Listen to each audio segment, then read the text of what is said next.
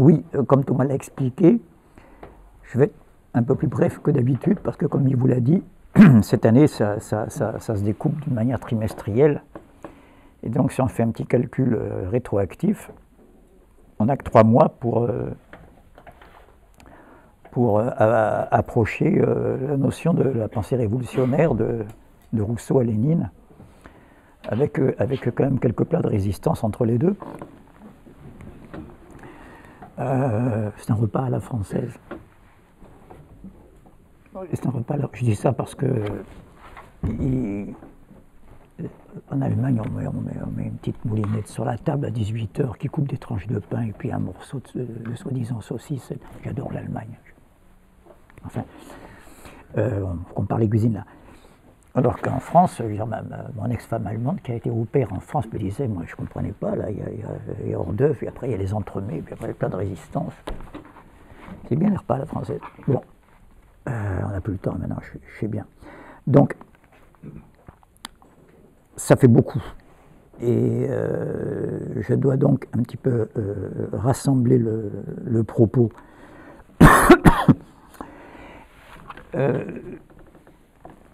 La première chose, c'est de préciser qu'on ne va pas... je ne sais pas si certains d'entre vous ont eu l'occasion de regarder le teaser, je crois que c'est comme ça qu'on dit, mais Philippe a eu la gentillesse de venir filmer une petite vidéo où je présente un petit peu ce programme sur la pensée révolutionnaire et où je crois que j'ai eu l'occasion de préciser dedans que, vous savez, je suis un peu obsédé par les problèmes des genres.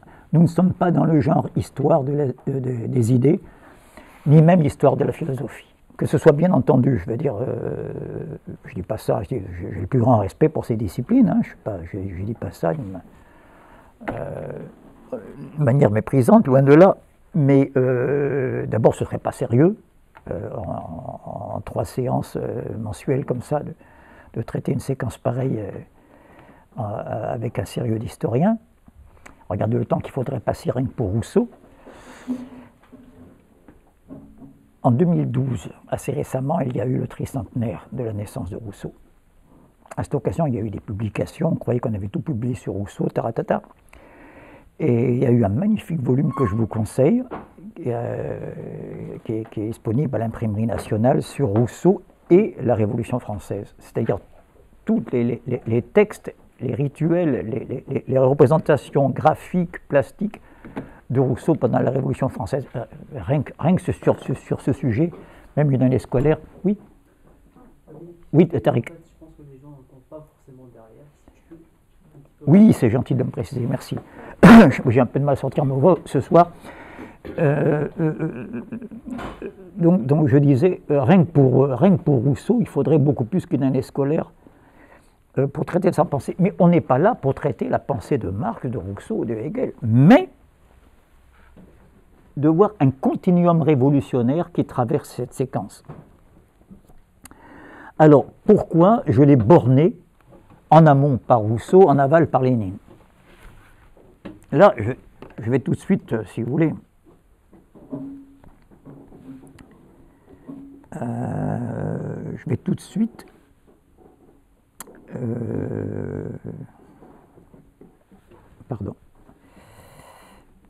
vous lire un petit extrait d'un passage de Rousseau, extrait des Confessions. Et vous allez comprendre les raisons pour lesquelles, avant Rousseau, sans doute très rarement après, on n'a pas ce que je vais vous lire. Je veux dire, la réunion de problématiques qui sont souvent dispersées chez 200 auteurs et qui sont concentrées ici sous la même plume. D'ailleurs, des couturières, des filles de chambre, de petites marchandes ne me tentaient guère. Il parle quand il était adolescent, hein, ses premiers amours. Il me fallait des demoiselles. Vous savez qu'à l'époque, une demoiselle tout court, ça veut dire de l'establishment, comme on dirait aujourd'hui. Je répète, d'ailleurs, des couturières, des filles de chambre, des petites marchandes, ça ne me tentait guère. Il me fallait des demoiselles. Chacun a ses fantaisies. Ça a toujours été la mienne. Je ne pense pas comme Horace sur ce point-là. Ce n'est pourtant pas du tout la vanité de l'état et du rang qui m'attire, Pardon, je fais un petit commentaire improvisé, mais l'État, c'est bien sûr ici la classe sociale à l'époque, très précisément. Pensez au tiers-État. Donc, ce n'est pas une question de classe. Hein. Ce n'est pourtant pas du tout la vanité de l'État et du rang qui m'attire. C'est un teint mieux conservé, de plus belles mains, une parure plus gracieuse, un air de délicatesse et de propreté sur toute la personne, plus de goût dans la manière de se mettre et de s'exprimer, une robe plus fine et mieux faite, une chaussure plus mignonne, des rubans, de la dentelle, des cheveux mieux ajustés. Je préférerais toujours la moins jolie ayant tout cela. Je trouve moi-même cette préférence très ridicule, mais mon cœur la donne malgré moi. Qu'est-ce que c'est que ça? Qu'est-ce que c'est que ce Rousseau-là? Ça me fait penser à un passage. Non, j'ai dit ça parce qu'il y en a qui ont dit ouais, enfin Pagani va s'occuper de choses sérieuses, ou Kant, Hegel, Marx, Lénine, enfin quand même, il y en avait marre de la poésie, Nerval, le rêve, c'est bien joli, la balade, promenade dans le Valois, les étangs, les brumes, c'est quoi? Écoutez, je suis en train de souder mon propos de cette année au propos de l'année dernière. Je vais y revenir après, hein, je pense surtout à ceux qui n'étaient pas là. Et je vais repartir, oui, du passage des Filles du Feu où Nerval arrive à la tombe de Rousseau, n'est-ce pas, pour qu'il y ait une continuité. Or, pourquoi je pense à Nerval? Parce que dans une nouvelle que je vous recommande, même si ça n'a aucun rapport apparent avec le propos de cette année, qui s'appelle Pandora, une des plus folles, une des plus maléfiques d'ailleurs de ces nouvelles, ça a été observé, qui se passe souvent à Vienne, Pandora, sous-titré Les Amours de Vienne. Pandora est le nom qu'il donne, bien sûr, il est toujours dans sa mythologie. Vous savez qui est l'artificieuse Pandora, comme il dit, vous savez, dans la mythologie, celle qui a laissé échapper tous les maux qui nous accablent depuis, qui accablent l'humanité. C'est pas parce qu'elle a ouvert la boîte de Pandore, justement. Et quand elle s'est aperçue, c'était trop tard. Hein. C'est une femme, pas donc pois chiche dans la tête, bien sûr. Dans la mythologie, elle est grecque, elle est méditerranéenne, que vous voulez. Elle a refermé précipitamment. Et il restait au fond juste l'espérance. C'est pas mal, hein, c'est pas mal vu. Et en fait, elle désigne ici, très précisément, Marie Pleyel.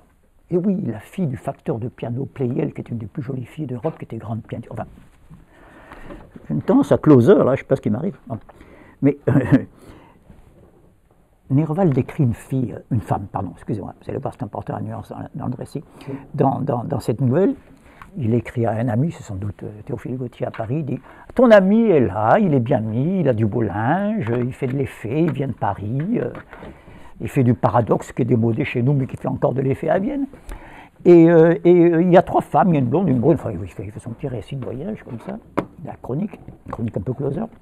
Et il en parle d'une, il dit « Bon, elle est... » Non, il n'est pas mufle, il ne dit pas elle a du kilométrage, mais il dit elle est à un retour d'âge, elle est ceci. Et puis il a décrit des rubans, des machins. Vous voyez, ça ressemble au texte de Rousseau. Et puis à un moment donné, je rebondis sur la dernière phrase de Rousseau, vous voyez, je préférerais toujours la moins jolie, ayant plus de tout cela. Tout cela, c'est quoi, hein? Et Nerval dit, on ne sait pas ce qu'est au milieu de tout cela, mais tout cela est si bien arrangé. Vous voyez, on n'est pas loin, on n'est pas loin. Alors, où je veux en venir? Je suis en train de dire que Rousseau introduit le rapport de classe dans le rapport érotique. On n'est pas loin de Marx. Mais ce Marx-là, on ne vous en parle pas assez.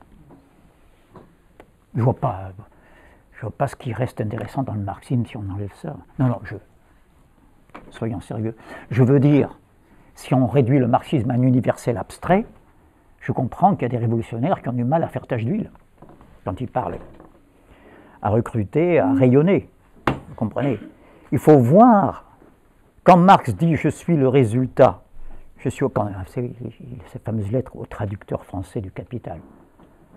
Marx prend des précautions, il n'a pas envie que ça prenne, vous savez, traductor et traditor, et traduction, trahison.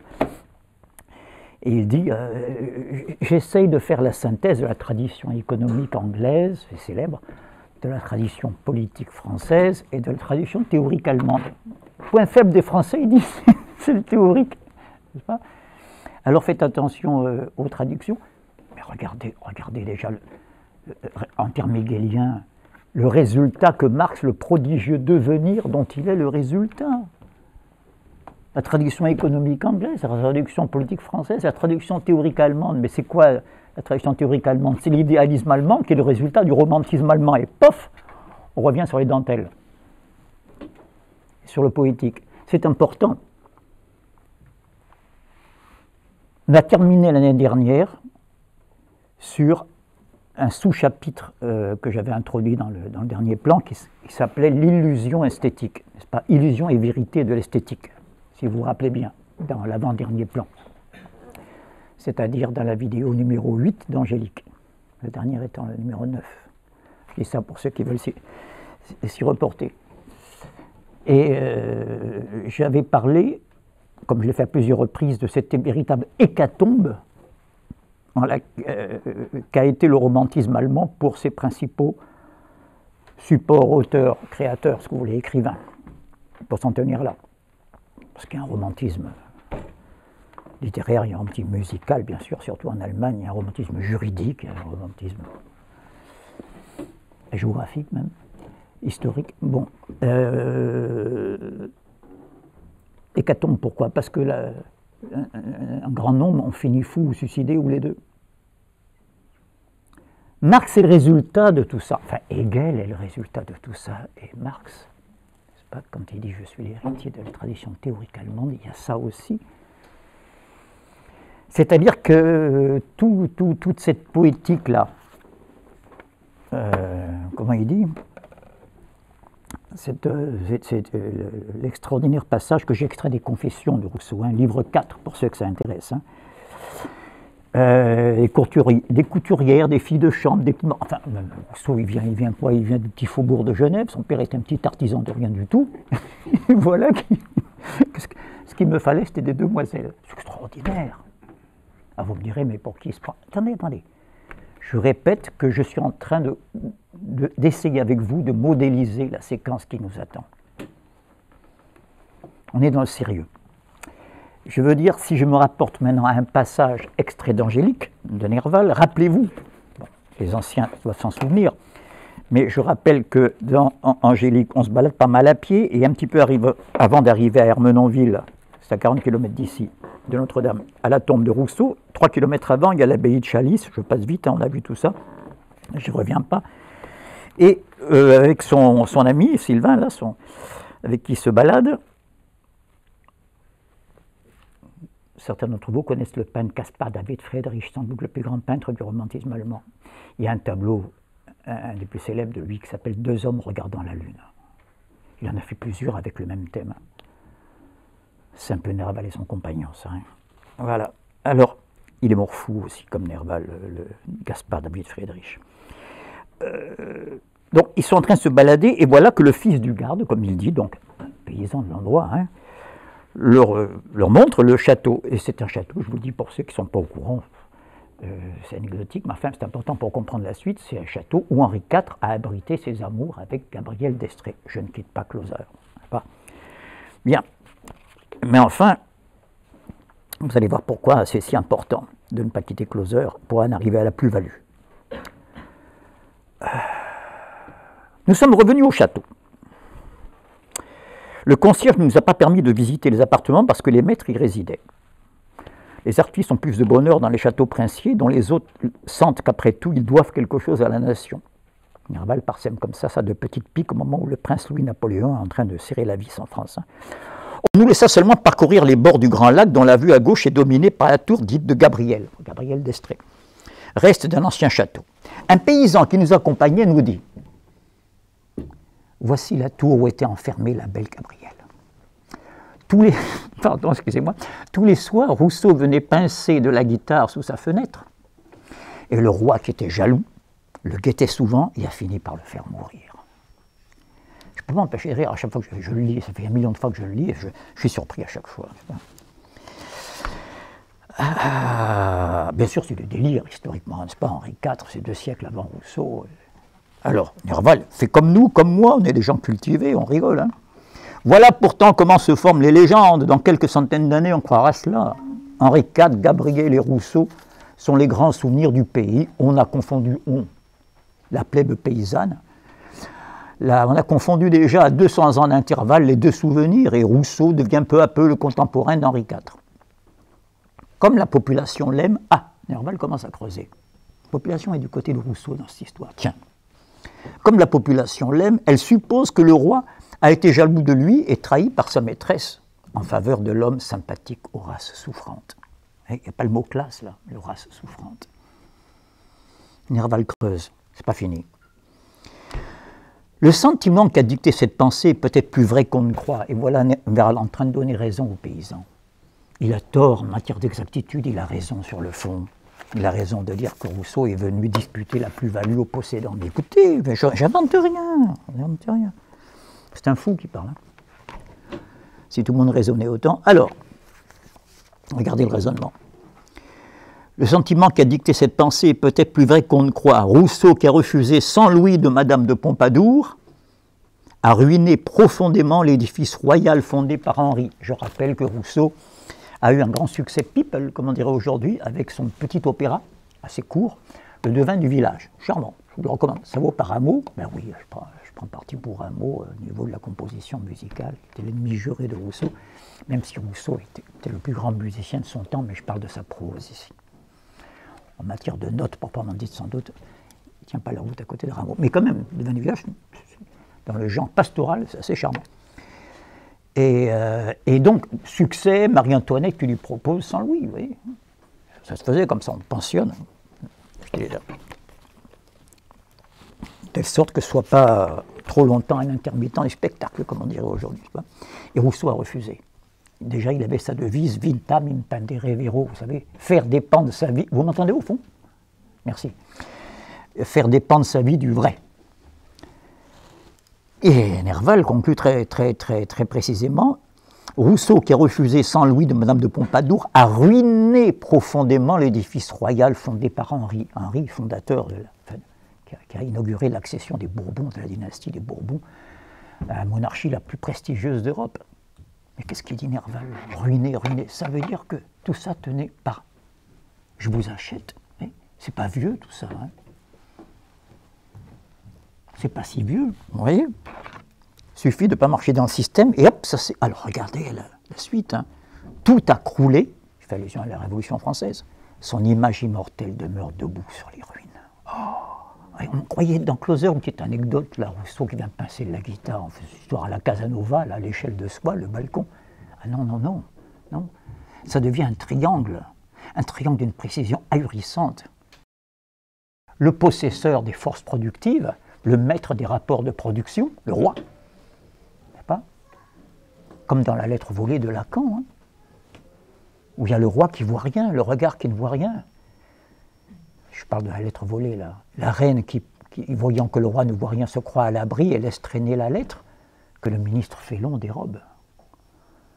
Méfiez-vous, quand vous pensez voir sans être vu, vous êtes dans la position du pervers qui va se faire avoir. C'est ça la morale de cette fable. Mais ce n'est pas notre sujet. Mais c'est les mêmes rôles.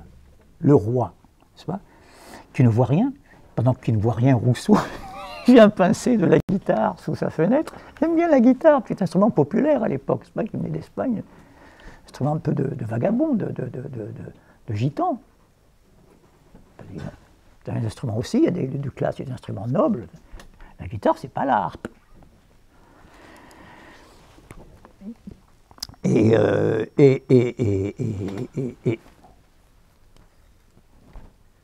si vous regardez de près, ce qui vient disputer Rousseau, c'est la jouissance du roi. Je n'interprète pas surtout, je prends à la lettre. C'est quoi la favorite? C'est ce qui octroie une jouissance au roi, sinon on se demande pourquoi elle est là. Alors de quoi jouit le possesseur des forces productives et des rapports de production? De millénaires d'extorsion de la plus-value. Et c'est ça que Rousseau vient challenger.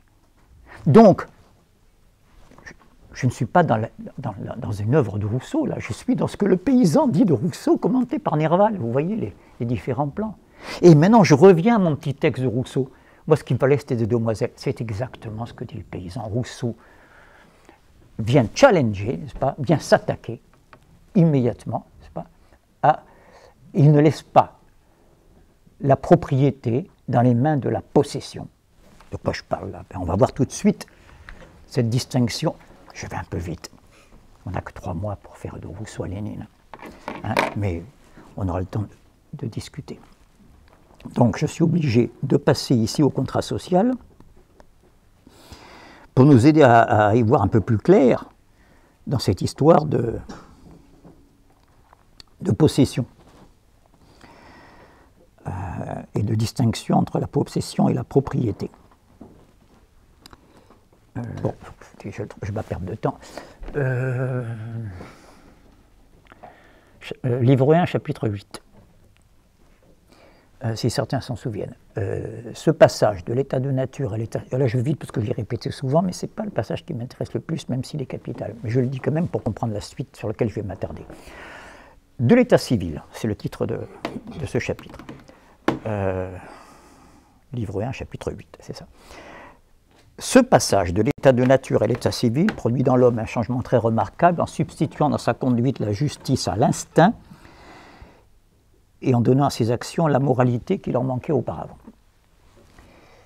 C'est alors seulement que la voie du devoir succédant à celle de l'appétit, c'est des métonymies, l'appétit c'est tout ce qui est l'instinct, tout ce qui est la pulsion purement naturelle, c'est par opposition à ce qu'on dirait aujourd'hui culturel, historique, pour l'instant laissons ça de côté. C'est alors seulement que la voie du devoir succédant à celle de l'appétit et le droit à l'impulsion physique, l'homme qui jusqu'ici n'avait regardé que lui-même, ça veut dire jusqu'ici j'étais un individu qui pouvait aller à gauche, à droite, devant, derrière, j'étais libre parce que je ne suis pas en société, c'est ce que croit Lanard, hein. On va voir qu'on est très loin. Belle illusion. L'homme qui n'avait regardé que lui-même se voit forcé d'agir sur d'autres principes et de consulter sa raison avant d'écouter ses penchants. Vous voyez, d'un côté on a la penchant, l'impulsion physique, l'appétit, de l'autre côté on a le droit, la morale, la raison. Quoiqu'il se prive dans ce nouvel état de plusieurs avantages qu'il tient de la nature, dites donc, on n'est pas dans les confessions, dans la Nouvelle Héloïse et dans les falbalas et dans les dentelles, là, hein. C'est d'une rigueur. Hein. Quoiqu'il se prive, parce que là il est en train de regarder qu'est-ce qu'on gagne, qu'est-ce qu'on perd. C'est pas tout noir ou tout blanc. Hein. Quoiqu'il se prive dans ce nouvel état de plusieurs avantages qu'il tient de la nature,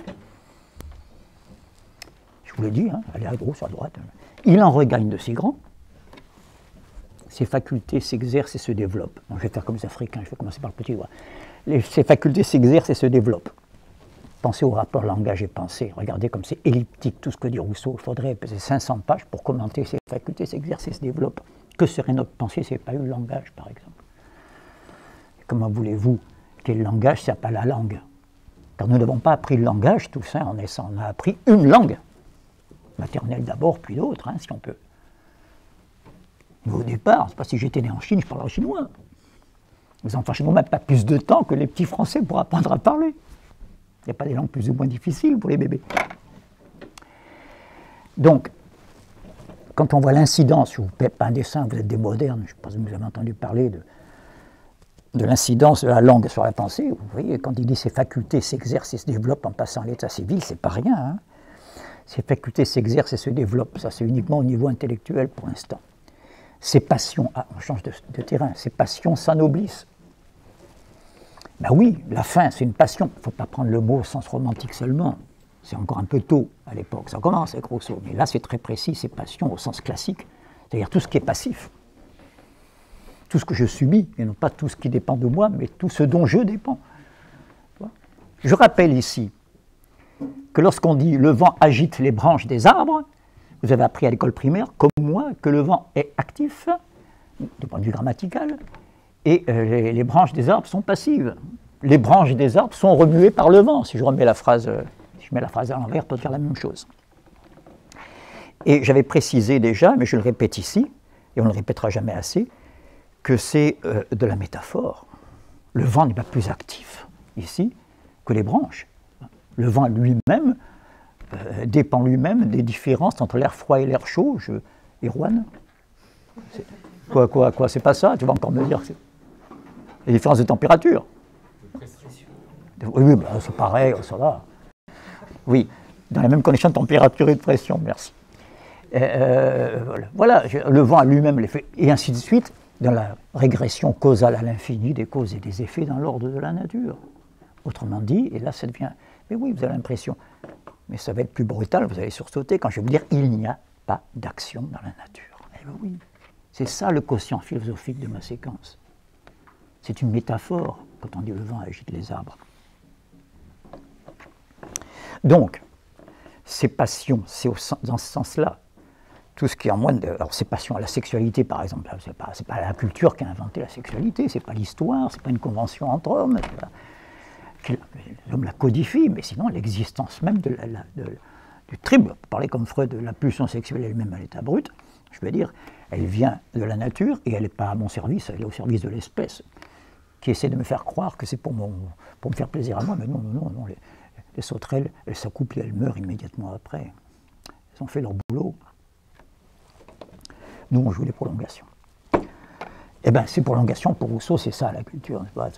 Ces passions s'ennoblissent. Ça veut dire que la sexualité devient amour, mariage, l'instinct devient institution. Je vais très vite. Eh bien oui, s'il n'y avait pas le mariage entre Iseux et le roi Marc, il n'y aurait jamais eu la passion avec Tristan. Quel intérêt sinon? Regardez, quand ils sont enfin seuls, Tristan et Iseux dans la forêt, j'ai été grossier, qu'est-ce qui s'ennuie?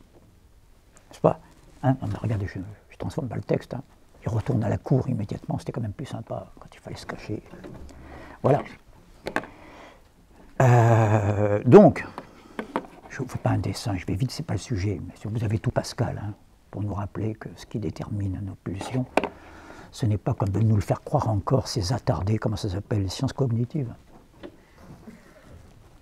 Non, mais c'est très sérieux au niveau technique, hein, moi je respecte ça, hein, les mecs qui font l'imagerie cérébrale, ça, non, mais c'est la manière dont on fait le quotient philosophique à chaque fois, ce qu'on refourgue en fraude, c'est pas, sans qu'il y ait un douanier corse pour le taxer. Pas, ben oui, en contrebande, enfin, qu'est-ce que c'est que ça? C'est les conclusions. Moi, des séries d'équations, je les crois sur parole, je ne connais rien, c'est pas ma partie. Mais quand on traduit ça en langage naturel, on retombe dans l'idéologie. On reverra ça avec Marx. Donc,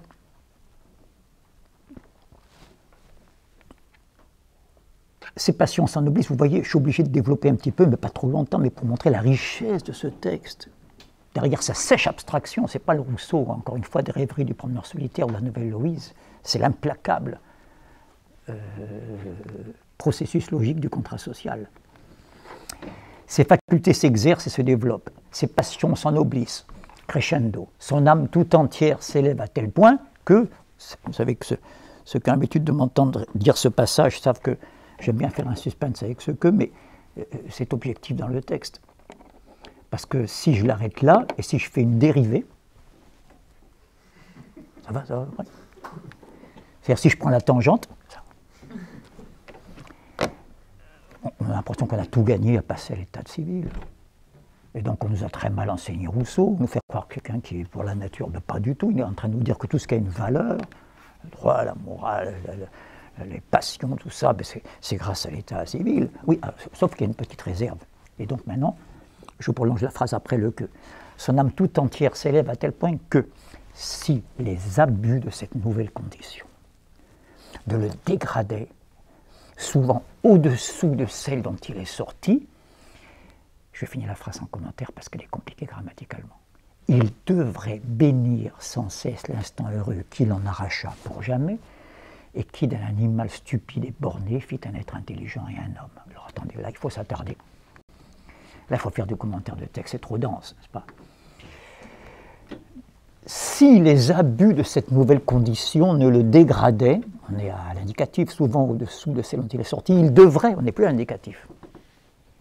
Si c'était le cas, il devrait, dans l'idéal, bénir sans cesse l'instant heureux qui nous fait passer l'état de nature à l'état civil, hein, qu'il en arracha pour jamais. Oui, là, il faut s'attarder un peu plus. C'est irréversible pour Rousseau, on ne revient pas comme ça à l'état de nature. Là encore, il y a un souvenir des textes sacrés. Vous savez que si vous voulez retourner au paradis terrestre, il y en a qui le cherchent, il y en a qui pensent qu'il est aux Canaries. Non mais sérieux, j'ai lu des trucs comme ça. Mais oui, pourquoi pas? Parce qu'il y a des bananiers aux Canaries et que le fruit ne sera pas la pomme mais la banane. Il y a des décrottables réalistes au sens indéfendable, un réalisme magnifique. Ce n'est pas le cas ici. Voilà. Mais si d'aventure vous êtes réaliste, obstiné et que vous le cherchez, vous savez que même si vous le trouvez, ben, l'entrée vous en sera interdite par l'ange à l'épée de feu. Ben oui. Qu'il en arracha pour jamais, et qui d'un animal stupide et borné fit un être intelligent et un homme. Bon, on a tout gagné, ben bon, alors quoi, qu'est-ce qu'il n'a pas gagné, qu'est-ce qu'il y a là? Il ergote, quoi, je veux dire, bah, c'est bien, on y a gagné. Ah oui, non, mais attendez, c'est énorme. Si les abus de cette nouvelle condition ne le dégradaient souvent en dessous celle dont il est sorti, on est passé un peu vite, ça. Or, il est en train de dire ne dégrader l'homme en dessous de l'animal. Celle dont il est sorti, c'est l'état de nature, c'est l'animal. Ça veut dire que les abus de la société civile font passer l'humanité, quand ces abus ont lieu, plus bas que l'animalité. C'est énorme, c'est bestial, c'est monstrueux, c'est la théorie du mal. Rousseau anticipe, pas seulement sur le mal du siècle qui va inaugurer, mais sur le siècle du mal qui va suivre celui du mal du siècle. Le mal du siècle, c'est le romantisme. Il est le premier, Rousseau. Je vais vous montrer un passage tout à l'heure dans la lettre à Malesherbes. Oh, je vous dis tout de suite le passage, hein, où il est dans la nature, il est en extase, parce que Malesherbes est un brave type qui voulait faire l'interface, on dirait aujourd'hui, entre les encyclopédistes, les ennemis de Rousseau, n'est-ce pas, et Rousseau. Vous vous expliquez mal, vous vous défendez mal. Je suis sûr que si vous expliquez bien, on peut vous rabibocher. C'est un type bien, Malesherbes. Et en plus, il était chargé de la censure, il était favorable aux idées nouvelles. C'est quand même un type bien, honnête, un honnête homme. Et il dit, alors expliquez, qu'est-ce que vous trouvez vous promener dans la nature là? Ça vous semble évident là que... C'était sympa hein, quand on est allé en forêt, je sais plus, c'était Hugo. Merci, voilà, c'est sympa. Hein, quand on est allé en Menonville, c'est sympa. Hein. Nature ou paysage? Mais à l'époque, c'était... Madame de Sévigné, quand elle revenait de Grignan, où elle allait voir sa fille, là, dans la Drôme actuellement, et qu'elle passait devant les Alpes, mais elle tirait le rideau, c'était l'horreur, les Alpes. D'accord? Alors maintenant, c'est une des plus grandes régions touristiques d'Europe. C'était l'horreur, crétin des Alpes. C'est que des demeurés là-bas avec des goitres. Et oui, dans les vallées isolées, la misère, mais c'est sérieux. C'est récent. Et donc, quand Rousseau explique, je ne vous pas un dessin, tout ce qu'il y trouve, et il dit à un moment donné, tout d'un coup, que de temps en temps, quand même, son bonheur avait une ombre, hein, était passé sous une ombre, quand il s'apercevait du néant, de ses chimères, du néant, de ses rêveries, etc. Quelquefois, le néant de mes chimères venait contrister mon âme tout à coup. Et j'en ai été pénétré d'une tristesse délicieuse que je n'aurais pas voulu ne pas avoir. Ça, c'est le début du mal du siècle. Une tristesse délicieuse que je n'aurais pas voulu ne pas avoir. Commence déjà ce processus mortifère dont Rousseau va se sortir et qui va faire des hécatombes dans la génération qui vient. Voilà, ce n'est pas mon sujet immédiat, donc je laisse ça de côté. Bon, on doit parler des révolutions, c'est aussi une révolution dans l'expression littéraire, hein, c'est important. Et pas seulement l'expression ne fait jamais qu'exprimer quelque chose qui est in. Et ce qui est in, vous l'avez en vous, comme je l'ai en moi, c'est la modernité, hein, ces sentiments-là. Donc il y a eu une révolution. Après la Révolution française, il y a une révolution dans l'intériorité. On aura l'occasion d'y revenir. C'est pourquoi j'ai commencé par là. J'ai commencé par ce texte des Confessions où il dit, moi ce qui me fallait c'était des demoiselles, pour vous montrer ce télescopage des classes sociales qui commence à se produire dans ce qu'on appelle maintenant les classes moyennes. Rousseau n'est pas un paysan, Rousseau n'est pas un aristocrate, il est comme vous et moi. Tout ce qu'il y a entre les deux.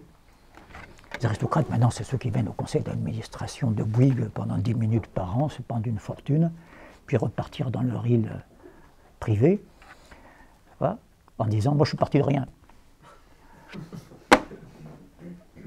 Et ben oui, eux encore, les aristocrates, c'était les bricoleurs à côté. Hein. Une fois j'étais avec Bouscard, je vais vous montrer ce que j'appelle la différence entre l'ancienne aristocratie et celle d'aujourd'hui. Il y a des différences quantitatives qui produisent des seuils qualitatifs, pour parler comme Marx, Engels et Lénine. Et voilà qu'on se retrouve à Chantilly. Ouais, on ne quitte pas le pays de Nerval. Bouscard et moi, en train de marcher entre Chantilly et Armenonville. Et alors, Bouscard, la première fois qu'il arrivait à Chantilly, je lui avais fait un baratin, tu vas voir le château, c'est un des plus beaux, le parc, c'est même le nôtre qui a fait Versailles, soir, etc., etc. Et on arrive devant... Vous connaissez un peu Chantilly? Il faut voir les écuries, c'est extraordinaire. C'est la capitale du cheval, Chantilly. Et voici les Corses à Chantilly. Gluscar regarde les écuries, ne sachant pas que c'est les écuries. Il dit, putain, le château, il est fantastique. Tu vois? Je lui dis, mais non, mais attends, c'est les écuries. D'abord, il n'entend même pas. Il dit, non, mais regarde. Je lui dis, mais non, ça c'est pour les... Et il réalisait, c'est pour les canassons qu'ils ont fait tout ça. Putain, mais Hitler, c'est un bricoleur de province à côté. Voilà, je fais ma parenthèse sur la nouvelle aristocratie. Mais quand je fais ce petit détour par ce petit passage des Confessions, où on a l'impression qu'il dit, ben voilà, moi, Rousseau, mon goût, d'ailleurs, il lui-même, hein, il le minore, hein. C'est un peu la folie de mon âme. Moi, j'aimais bien les filles, comment il dit, qui ont un teint préservé. Ça veut dire quoi, vous vous en doutez? Précisément, concrètement? Oui, bravo, les filles qui ont le teint pâle, qui ont la peau blanche. Alors que maintenant, regardez, parce qu'on est en plein naturalisme néo-nazifiant qui m'angoisse des fois, donc de temps en temps, il faut que je me défoule. Mais aujourd'hui, vous arrivez sur la plage avec une femme qui a le teint comme ça, on dit, mon Dieu, tu es blanche comme un cachet d'aspirine, où t'étais?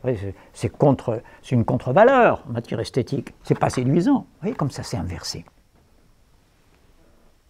Où est l'invariant de la variance? C'est qu'on apprécie les filles au teint blanc, vous vous en doutez, à la peau blanche, parce que si on a la peau foncée, c'est qu'on travaille. Parce qu'à l'époque, travailler, c'était à la campagne, il n'y avait pas encore la révolution industrielle, n'est-ce pas? Les noiraudes, on disait. Et donc, si elle a la peau brune, c'est qu'elle travaille, et si elle travaille, elle n'est pas pour moi. Elle n'est pas pour moi, Rousseau, moi. C'est extraordinaire. Ouais. Mais après, ça s'inverse. Fin du XIXe siècle, les premiers bains de mer. Vous avez vu les tableaux, là, avec des maillots rayés qui vont de la cheville jusque-là? Bon, on se risque un peu, on met un orteil dans l'eau. Ah, frétille. Oui, sauf des avant-gardes, je pense aux admirables baigneuses de Renoir ou de Cézanne, bien sûr. Mais enfin, c'est une minorité qui va au bain de mer. Enfin, Deauville, c'est pas encore la grande mode, hein. C'est pas les classes moyennes. Vous voyez ce que je veux dire?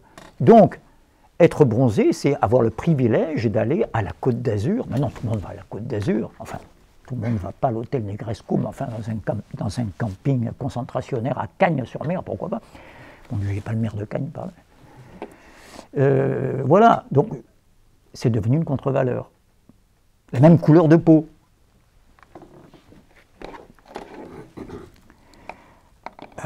Donc, la séquence à laquelle nous avons affaire est beaucoup plus homogène qu'on ne croit. Je ne suis pas dans Rousseau pour m'attarder dans les chimères.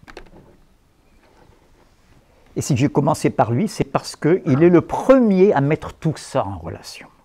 Alors bien sûr, comme il est le premier, c'est de manière parfois qui nous semble confuse et souvent contradictoire. Il faudrait chercher Nietzsche pour voir autant de contradictions à chaque page. C'est bon? Oui. Sauf que Nietzsche, il n'a pas pu résister à la pression de ces contradictions. Elles l'ont tellement étreint, qu'il a fini par s'écrouler au pied de ce cheval maltraité à Turin qui a commencé la folie. Et la séquence n'est pas si drôle. La suite, la séquence n'est pas si drôle, n'est-ce pas? De céder au sentiment dont il disait que c'était le plus anti-nietzschéen qui soit, la pitié.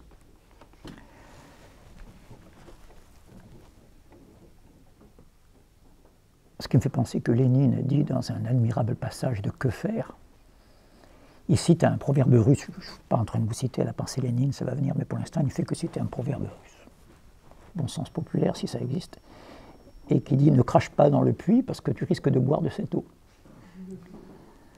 Eh oui, Nietzsche, la pitié, ne crache pas dans le puits. Donc, alors que Rousseau, souvent je me demande comment ça se fait qu'il n'est pas mort fou et ou suicidé, comme la génération qui l'amène au casse-pipe, le premier, vous voyez, qui l'initie pratiquement. C'est intéressant. Sans doute parce qu'il n'a jamais quitté ce côté collectif, n'est-ce pas? Et cette indépendance. Donc voilà pourquoi j'ai commencé ma séquence à Rousseau. C'est le premier qui tient ensemble ce que, bien plus tard, et tout récemment, un Michel Gluscar appellera la praxis et la psyché. La praxis, c'est-à-dire le seul domaine. Et ça, c'est Marx qui l'initie. Où l'histoire humaine peut être observée d'une manière scientifique, c'est-à-dire mesurable. Pas seulement expérimentable, parce que l'expérience, quand elle n'est pas mesurée, vous savez. Oh, moi j'ai vécu 40 ans en Afrique, les nègres, je sais comment les manier. Il y a des mecs qui croient qu'ils ont l'expérience, ils n'ont rien vu. Mais rien. Non, l'expérience scientifique, l'expérimentation, il faudrait mieux dire d'ailleurs, tellement l'expérience est une chose galvaudée, et quelque chose qui suppose un immense détour par la théorie. Je ne vais pas vous faire tout un cours d'épistémologie, et en particulier par la mesure. Il n'y a de science que du mesurable. Je n'ai pas dit que du mesuré, il y a encore plein de choses à mesurer, je ne suis pas idiot. Mais il n'y a de science que du mesurable, c'est-à-dire il n'y a de science que dans un champ où les choses peuvent être transformées en réalité mesurable, où on transforme des concepts en indices, si vous préférez. La notion de couleur, elle est qualitative, vous avez appris ça aussi à l'école primaire. Jaune, rouge, bleu, vert, ce sont des adjectifs qualificatifs, c'est des qualités. Alors que, à partir du Newton, on sait que c'est une différence quantitative de fréquence en l'occurrence, c'est-à-dire de nombre de vibrations par seconde, qui fait qu'on passe d'une couleur à l'autre. Oui. Donc quand je dis mesurable, c'est dans ce sens-là.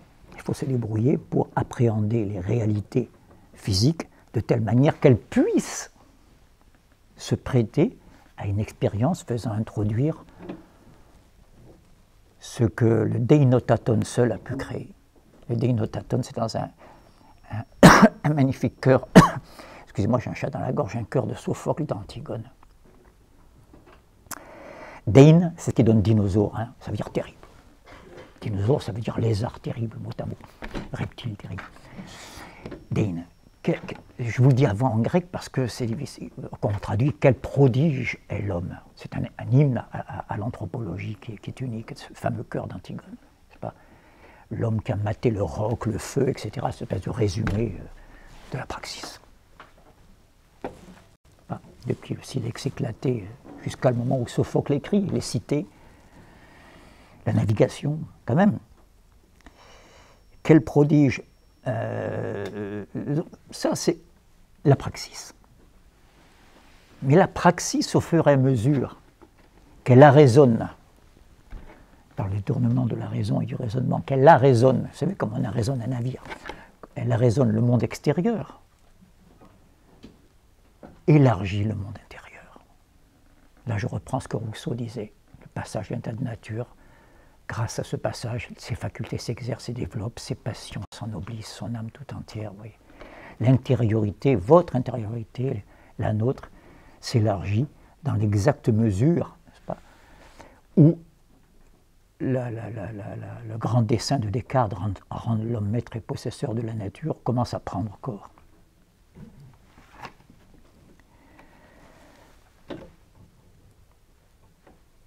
Donc, quand je tourne autour de cette synthèse que fait Rousseau de choses qui jusqu'à lui étaient séparées, voire opposées. Or, et je terminerai là-dessus, pour l'instant, qu'est-ce que ça veut dire tenir ensemble des choses opposées comme dans le cadre d'une synthèse qui fait que la contradiction n'aboutit pas à une annulation? Ça a un nom, ça s'appelle la dialectique. Je reviendrai, je ne l'ai pas défini là. Mais je fais exprès de la faire entrer par la petite porte. Or, dans la séquence qui nous occupe, Rousseau, Kant, je prends l'ordre chronologique pour simplifier, Hegel, Marx, Lénine, ah ben il y a pas mal de dialecticiens là-dedans. Allez, Hegel, tout seigneur, tout honneur quand même. Ça faisait quand même 2000 ans avant Hegel qu'on n'avait pas parlé du dialectique en termes positifs. Je dis ça parce que juste avant lui, Kant en a beaucoup parlé, la dialectique, mais chez Kant c'est négatif. Je le rappelle au passage, j'ai dit que je n'étais pas dans l'histoire des idées, mais j'en profite de temps en temps pour donner quelques notions brèves d'histoire de la philosophie comme repère. Chez Kant, la dialectique, c'est ce que Kant appelle une logique de l'apparence. Ce n'est pas une logique de ce qui est vrai, mais c'est une logique trompeuse de l'apparence. Donc la dialectique chez Kant, c'est le domaine des antinomies. Il y aura toujours des discussions entre ceux qui disent que le monde a un commencement ou que le monde, au contraire, n'est-ce pas, n'a aucun commencement, que le monde est guidé par la finalité, mais non par un mécanisme. Pour Kant, ce sont des antinomies dans lesquelles la raison se débat ad vitam aeternam, tant qu'elle n'a pas compris que c'est des illusions de cette manière même de poser les problèmes. C'est pas mal.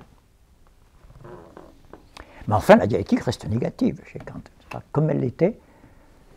Est-ce qu'un d'entre vous peut me dire quel est l'illustre philosophe qui, avant Kant, n'a pas parlé de la dialectique, mais en termes négatifs? Oui? Qui? Comment? Négatif? Platon? Mais dis donc. Pas loin. Pas loin de Platon. Il y a eu Aristote. Oui. Qui a dit Aristote? Bravo. Oui, mais bien sûr. Aristote passe son temps à critiquer les dialecticiens, c'est-à-dire les platoniciens. Justement. Hein?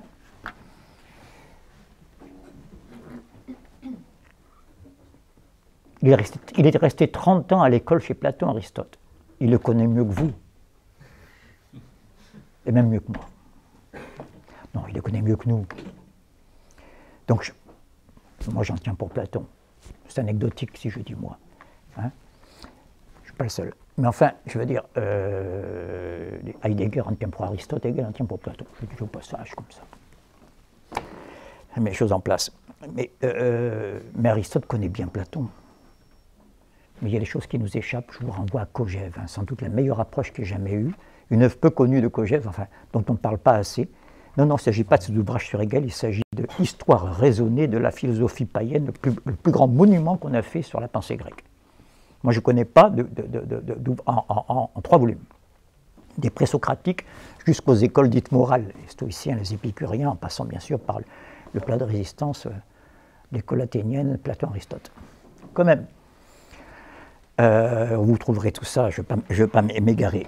Mais chez Platon, il y a, dans l'ordre croissant, la connaissance la plus cheap, vous diriez-vous, le fond de la caverne, donc le monde des illusions, des ombres, des simulacres, des copies, de ce que vous voulez. Je vais vite, hein, parce que c'est familier, tout ça, c'est le platonisme scolaire, auquel correspond comme connaissance le degré zéro de la connaissance, qui est l'opinion.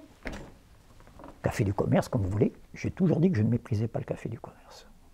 C'est même bien agréable pour savoir qui a gagné entre Marseille et Bastia, pour draguer, pour frimer, pour épater les copains en payant la tournée quand on n'en a pas les moyens. Non, j'ai aucun mépris pour tout ça, loin de là. Mais ce n'est pas le lieu où s'exprime la vérité, ni scientifique, ni philosophique, c'est pas fait pour ça. Il y a peut-être mieux à faire que ça. Voilà. Donc, le fond de la caverne, l'opinion, la doxa, les ombres. Puis, après, on passe aux choses sérieuses, la science commence, on passe de la doxa à l'épistémé, avec ce qu'il appelle la dianoïa. Ah là, c'est plus sentir, toucher et voir. Hein. C'est plus la connaissance immédiate. Je fais un bilan philosophique rapidement. Hein. C'est la connaissance médiate, dia, à travers. Je connais par l'intermédiaire de. C'est pour ça qu'on dit connaissance médiate. La mathématique, un théorème est vrai quand je peux montrer qu'il ne contredit pas des énoncés antérieurs qui étaient déjà considérés comme vrais et dont je me sers pour la démonstration. N'est-ce pas, Thomas? Je ne suis pas trop mal sorti là. Voilà, mais oui, non, mais c'est ça, c'est la non-contradiction. Ça, c'est la connaissance discursive, la dianoïa. Mais Platon, qui n'en reste pas là, donc je peux en arriver à la dialectique, dit oui, mais c'est bien gentil, mais les géomètres, pas les mathématiciens, c'est encore la géométrie, hein, qui est une position impérialiste à l'époque vis-à-vis du reste des mathématiques, même si Euclide a beaucoup développé l'arithmétique. Mais les géomètres partent d'hypothèses, de notions premières, on dirait aujourd'hui, d'axiomes, en vue de conclusions, au lieu de remonter des hypothèses vers le principe anhypothétique. C'est là qu'on voit le grand métaphysicien qu'est Platon, n'est-ce pas, qui il est même en train d'inaugurer des siècles de métaphysique en disant ça. C'est la fin du 6e livre de la République, hein, tout simplement ce passage capital, n'est-ce pas, où il y a la fameuse ligne, n'est-ce pas, qui va du fond de la caverne jusqu'au soleil, bref, de l'opinion vers la théoria, et vers la contemplation silencieuse et nutritive, en passant par la dianoïa et, justement, pour ne pas en rester à la dianoïa, à la discursion en mathématiques qui ne remonte pas des hypothèses vers le principe, la discipline dont c'est la tâche de partir des hypothèses et d'essayer de les fonder, c'est la dialectique. Alors là, au sens positif, très belle image de Platon, la dialectique, l'affrontement de deux pensées opposées, il dit c'est comme deux pierres, l'étincelle ne surgit que de leur frottement. C'est dans leur confrontation que surgit l'étincelle. La vérité, ce n'est pas la pierre de gauche, celle qui est de ma main gauche, ce n'est pas la pierre qui est de ma main droite, mais c'est le troisième terme qui surgit de leur confrontation. C'est toujours ternaire, la dialectique. Je ne vous donne pas une définition. On n'en aurait pas fini si je donnais une définition. C'est prétentieux comme mot. Ça veut dire qu'on en a fini, vous vous rendez compte, avec une notion comme ça. Je suis en train un petit peu de la prendre comme elle me vient, là. Et d'essayer de préparer un peu le plat, comme font les cuisiniers. Donc, ce qui est inséparable de la dialectique, c'est la notion d'opposition, de contradiction. Et donc, parce que je pourrais dire, et aussi de mouvement.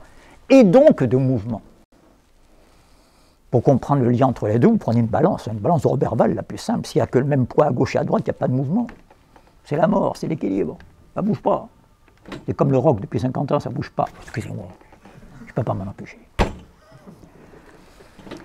Rock, pop, folk. C'est sur un rail. Non, je ne parle pas de rail. Enfin, c'est souvent lié. Non, j'en parle. C'est parce qu'il y a opposition, différence, qu'il y a mouvement. Différence de potentiel, par exemple, n'est-ce pas ? Et dès que la puissance est actualisée, pensez à une centrale hydroélectrique qui suppose qu'il y a une turbine qui vient de là-haut, là, et avec l'eau qui s'écroule en bas, ceux qui sont dans les Alpes comprennent bien ce que je veux dire. Ben, quand elle est arrivée en bas, elle n'a plus de puissance, l'eau. La puissance, quand elle s'est actualisée, elle s'est annulée. Donc, vous voyez, pour qu'il y ait vraiment l'énergie, il faut qu'il y ait toujours l'opposition.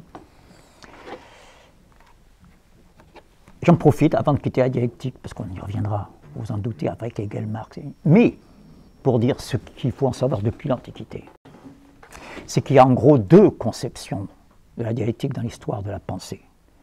Il y a une conception qui fait de la dialectique la bonne méthode, chemin, Tao en chinois. Parce que le Tao, c'est ça, c'est le logos. C'est le chemin, le discours qui mène à. Qui mène à quoi ? À la vérité, à l'absolu, à ce que vous voulez, au nirvana, ça dépend des lieux, des époques. Au soleil de la caverne de Platon, hors de la caverne. Donc la dialectique, c'est tantôt le chemin, bon chemin, Platon, mauvais chemin pour Aristote, pour Kant. Mais c'est considéré comme un chemin, vous voyez ? Donc on juge après s'il est approprié ou pas, ou si c'est une fausse piste, Kant. Et en même temps, il y a une conception très différente, voire opposée, qui dit que la dialectique n'est pas le chemin qui mène à l'être, mais c'est l'être même qui est dialectique. C'est l'être même qui est contradictoire et qui est en mouvement. Et ça, vous devinez quel est le penseur qui est le premier à la développer ? Pardon ? Hegel. Avant, dans l'Antiquité. Hegel, d'ailleurs, lui rend hommage. Bravo. Hein ? Héraclite, celui qui dit on ne se baigne jamais deux fois dans le même fleuve, le penseur du dynamisme, du devenir et non pas de l'être. N'est-ce pas ? Donc voilà, on y reviendra. Mais sachez que quand on dit dialectique, il faut bien, sinon on verse vite dans les sophismes, la malhonnêteté intellectuelle, il faut bien savoir de quoi on parle. Ou bien on parle du chemin, de la dialectique comme une méthode, chemin, moyen. Moyen, c'est ce qui est au milieu entre les deux. Entre A et B, il faut bien qu'il y ait un chemin. Tout ça, c'est pareil. Ou bien c'est le chemin qui mène au vrai, et dont on peut dire c'est le bon chemin ou le mauvais chemin, on peut toujours discuter, on n'a fait que ça pendant des siècles. Ou bien ce n'est pas le chemin, c'est l'être lui-même qui est dialectique. Et ça, c'est Héraclite, puis personne, jusqu'à Hegel. Encore que Platon, le vieux Platon cette fois, après la République, dans les grands dialogues dits métaphysiques, n'est-ce pas ? Ira, c'est la limite, c'est là où Platon est sans doute le plus grand. Dans la grande série des dialogues qui commence au Parménide et qui se clôt avec le politique en passant par le sophiste et le philèbe, pardon d'aller un peu vite, le bilan philosophique il est simple, laissons tous ses noms propres, Platon se résout finalement à dire qu'il n'y a pas d'identité s'il n'y a pas d'altérité. Il n'y a pas de même s'il n'y a pas de l'autre. Et là, Platon est un immense dialecticien. Voilà, ça vous le trouverez dans le sophiste, n'est-ce pas ? Je referme cette parenthèse. Mais je reviens à mon propos, à notre séquence. Dites donc, il y a des failles là. Marx, bien sûr, non seulement il fait cas de la dialectique, mais c'est même pour lui ce qui définit son matérialisme par rapport à tous les matérialismes antécédents, c'est que le sien, il n'est pas mécaniste, il n'est pas naturaliste, il est dialectique. On reviendra sur la différence entre matérialisme et naturalisme. Il y a tellement de confusion entre les deux par les temps qui courent que ça vaut quand même le coup. Il n'y a pas plus immatérialiste que le naturalisme contemporain. Et plus mystique. Et plus mystifié donc. Par contre, je veux dire, comme Marx parle en matière dialectique, Lénine souligne 10 fois, quand il lit la logique de Hegel, que ce qui est essentiel chez Hegel et ce qu'il a apporté à Marx irréversible, c'est la méthode dialectique. Donc dans notre séquence, il y en a déjà 2 sur 5, Hegel bien sûr, hein, 3 sur 5, mais Kant, il en parle, mais de manière péjorative. Kant Rousseau, il n'en parle pas du tout. Alors Paganini, ça ne tient pas la route, ton histoire. Ce n'est pas la dialectique qui va faire le lien, si. Parce que lisez de la modernité, sous-titre Rousseau ou Sartre. Vous connaissez ça?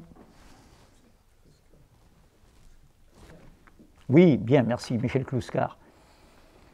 Ça a été réédité aux éditions Delga avec un nouveau titre, n'est-ce pas? Le nouveau titre, c'est Critique du libéralisme libertaire, qui est l'œuvre la plus philosophique au sens des genres, hein, je n'ai pas dit la plus profonde, hein, encore que c'est pas mal, hein, de Clouscar, enfin celle où il s'affronte avec les philosophes de son temps. Vous savez que chez Clouscar, il y a l'histoire, il y a la sociologie et il y a aussi de la philosophie. Et même d'études de mœurs. Clouscar s'inscrit aussi dans la grande tradition des moralistes français. Lisez donc l'extraordinaire poème en prose, je ne peux pas le dire autrement, qui s'appelle La maison de campagne, à la fin du capitalisme de la séduction, vous comprendrez ce que je veux dire, on dirait du La Bruyère. Mais là, il se confronte vraiment à l'establishment philosophique, si je puis dire. Et les 80 premières pages de cet ouvrage sont consacrées à Rousseau. C'est pour ça que j'y reviens. Et pour dire quoi? Pour dire que Rousseau est le plus grand dialecticien de l'histoire de la pensée philosophique. Les bras vous en tombent. Je n'ai pas fait exprès. Rousseau se rattache à notre séquence. Et c'est pour ça que j'ai commencé par le texte sur les soubrettes, les femmes de chambre, les marchandes, les petites marchandes. Qu'est-ce qui a eu l'idée de mettre la petite marchande de fruits? C'est toi, Hugo, sur la page d'accueil. C'est une très bonne idée. Puisque je vous souhaite un glorieux automne, n'est-ce pas, dans mon petit éditorial. Et Hugo a très justement pensé à ce magnifique texte où Hegel parle de la fille aux fruits, n'est-ce pas? Et oui, l'automne, c'est la saison des fruits. Et quels fruits, hein? Quand je pense que je suis en train de vous parler pendant que les figues mûrissent chez moi en Corse, dans les vallées. Voilà, allez-y. Si vous ne savez pas aller pour des vacances de novembre, c'est le moment. C'est le moment où il faut se faire les Corses.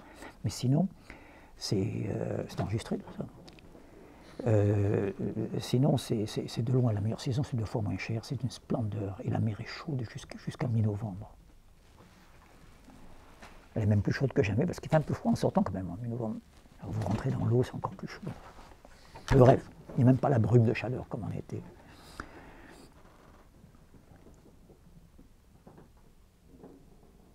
On a donc une séquence dialectique où il est question de dialectique, de Rousseau jusqu'à Lénine, avec seul Kant qui en parle d'une manière négative, vous voyez, comme le paysage est transformé. Ce qui est dialectique, c'est que les petites soubrettes dont parlait Rousseau, la contradiction, elle est là. C'est pour ça que j'ai fait le détour par le texte de Nerval, où le paysan dit que Rousseau va disputer au roi carrément, au primus inter pares, c'est-à-dire le premier des féodaux. On ne peut pas être plus au top socialement, n'est-ce pas, surtout que le roi de France. Vous n'imaginez pas le prestige de la monarchie française dans l'Europe de l'époque.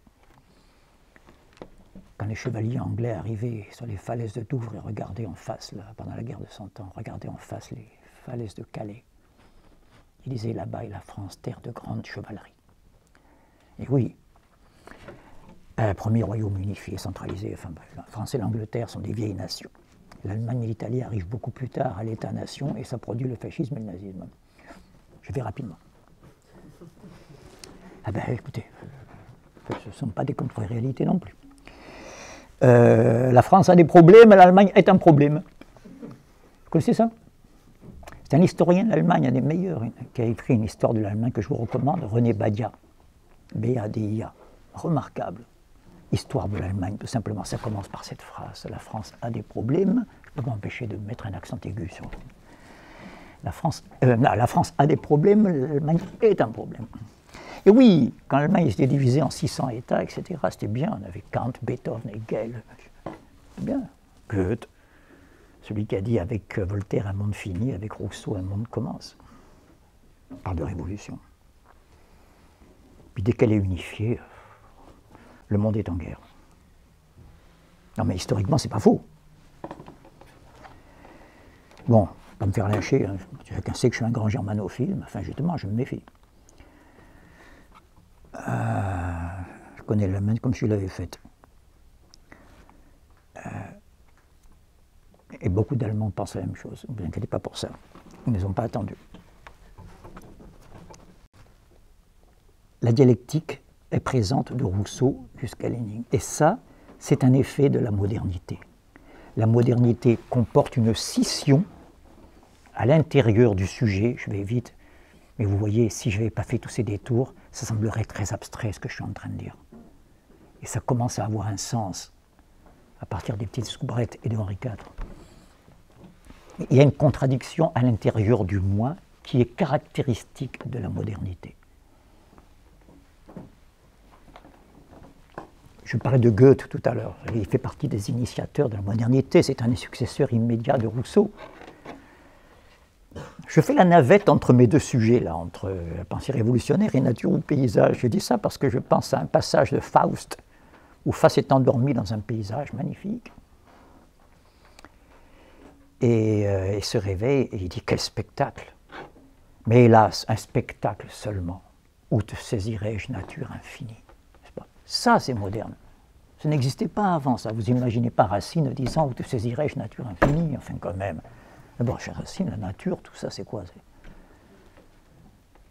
Regardez dans Mithridate comment il parle du paysage, Racine. Quand le fils collabo, là, comment il s'appelle? Xiphares, celui qui collabore avec les Romains contre celui qui a tenu la tragédie pendant 40 ans aux Romains. Mithridate, un oriental, un résistant, un palestinien. Bon, bref. Roi du pont. Non, mais vous verrez, il y a une tirade dans Mithridate, on y reviendra, l'aspect géopolitique de Racine. Enfin, quand Xiphares, on croit qu'il est mort, Mithridate, qu'il est mort quelque part, alors bien sûr, c'est un peu comme dans Phèdre, vous savez, on croit que Thésée est mort, le roi, le père n'est pas là, donc les souris vont pouvoir danser, la tragédie va pouvoir s'accomplir. Et le fils, l'un des fils, décide de collaborer avec les Romains, mais avant de partir à Rome, il voudrait chouraver, c'est pas sympa, hein, la favorite de son père, une petite esclave grecque, là, qui doit avoir 40 ans de moins que Mithridate, mais enfin, qui s'était quand même réservé, le roi. Et le fils veut la chouraver quand même. Hein, ça se fait pas, comme on dit dans les banlieues, ça se fait pas. Je parle de paysage, voilà ce qu'il lui dit pour la convaincre.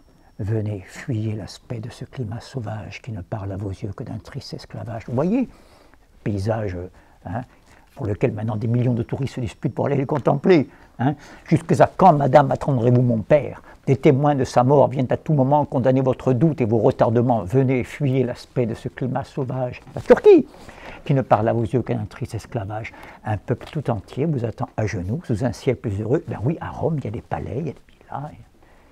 À Pompéi, il y a c'est Cocody, excusez-moi, ça c'est Abidjan, enfin je veux dire, c'est Beverly Hills, comme vous voulez, c'est Hollywood. Un peuple tout entier vous attend à genoux, sous un ciel plus heureux et plus digne de vous. Vous voyez, ben oui. La scission à l'intérieur du sujet, c'est impensable chez Racine, ça. Or, le passage le plus célèbre que tous les petits écoliers allemands connaissent, c'est que dans Faust, Faust dit « Deux forces disputaient mon âme, une qui l'attire vers le haut et l'idéal, l'autre qui l'attire vers le bas. » C'est la division qu'il y a dans les fleurs du mal de Baudelaire. Spleen et idéal, vous voyez, spleen vers le bas et idéal vers le haut. Et en dents de scie, on comprend que ça finisse des fois par des suicides et la folie, parce que c'est pas très confortable, ça, les dents de scie, pour l'humeur. Et oui, C'est ça qu'inaugure Rousseau. Ces contradictions, il ne faut pas les prendre comme de l'incohérence. Il faut au contraire chercher le lieu. Quand je dis chercher, il ne s'agit pas d'interpréter surtout. Chercher le texte, le passage du texte qui lève la contradiction. C'est-à-dire qui s'élève dialectiquement à un niveau où la contradiction s'annule. Non pas parce que c'était un faux problème, loin de là. C'est un grand progrès, une vraie contradiction. C'est un vrai problème qui se résout.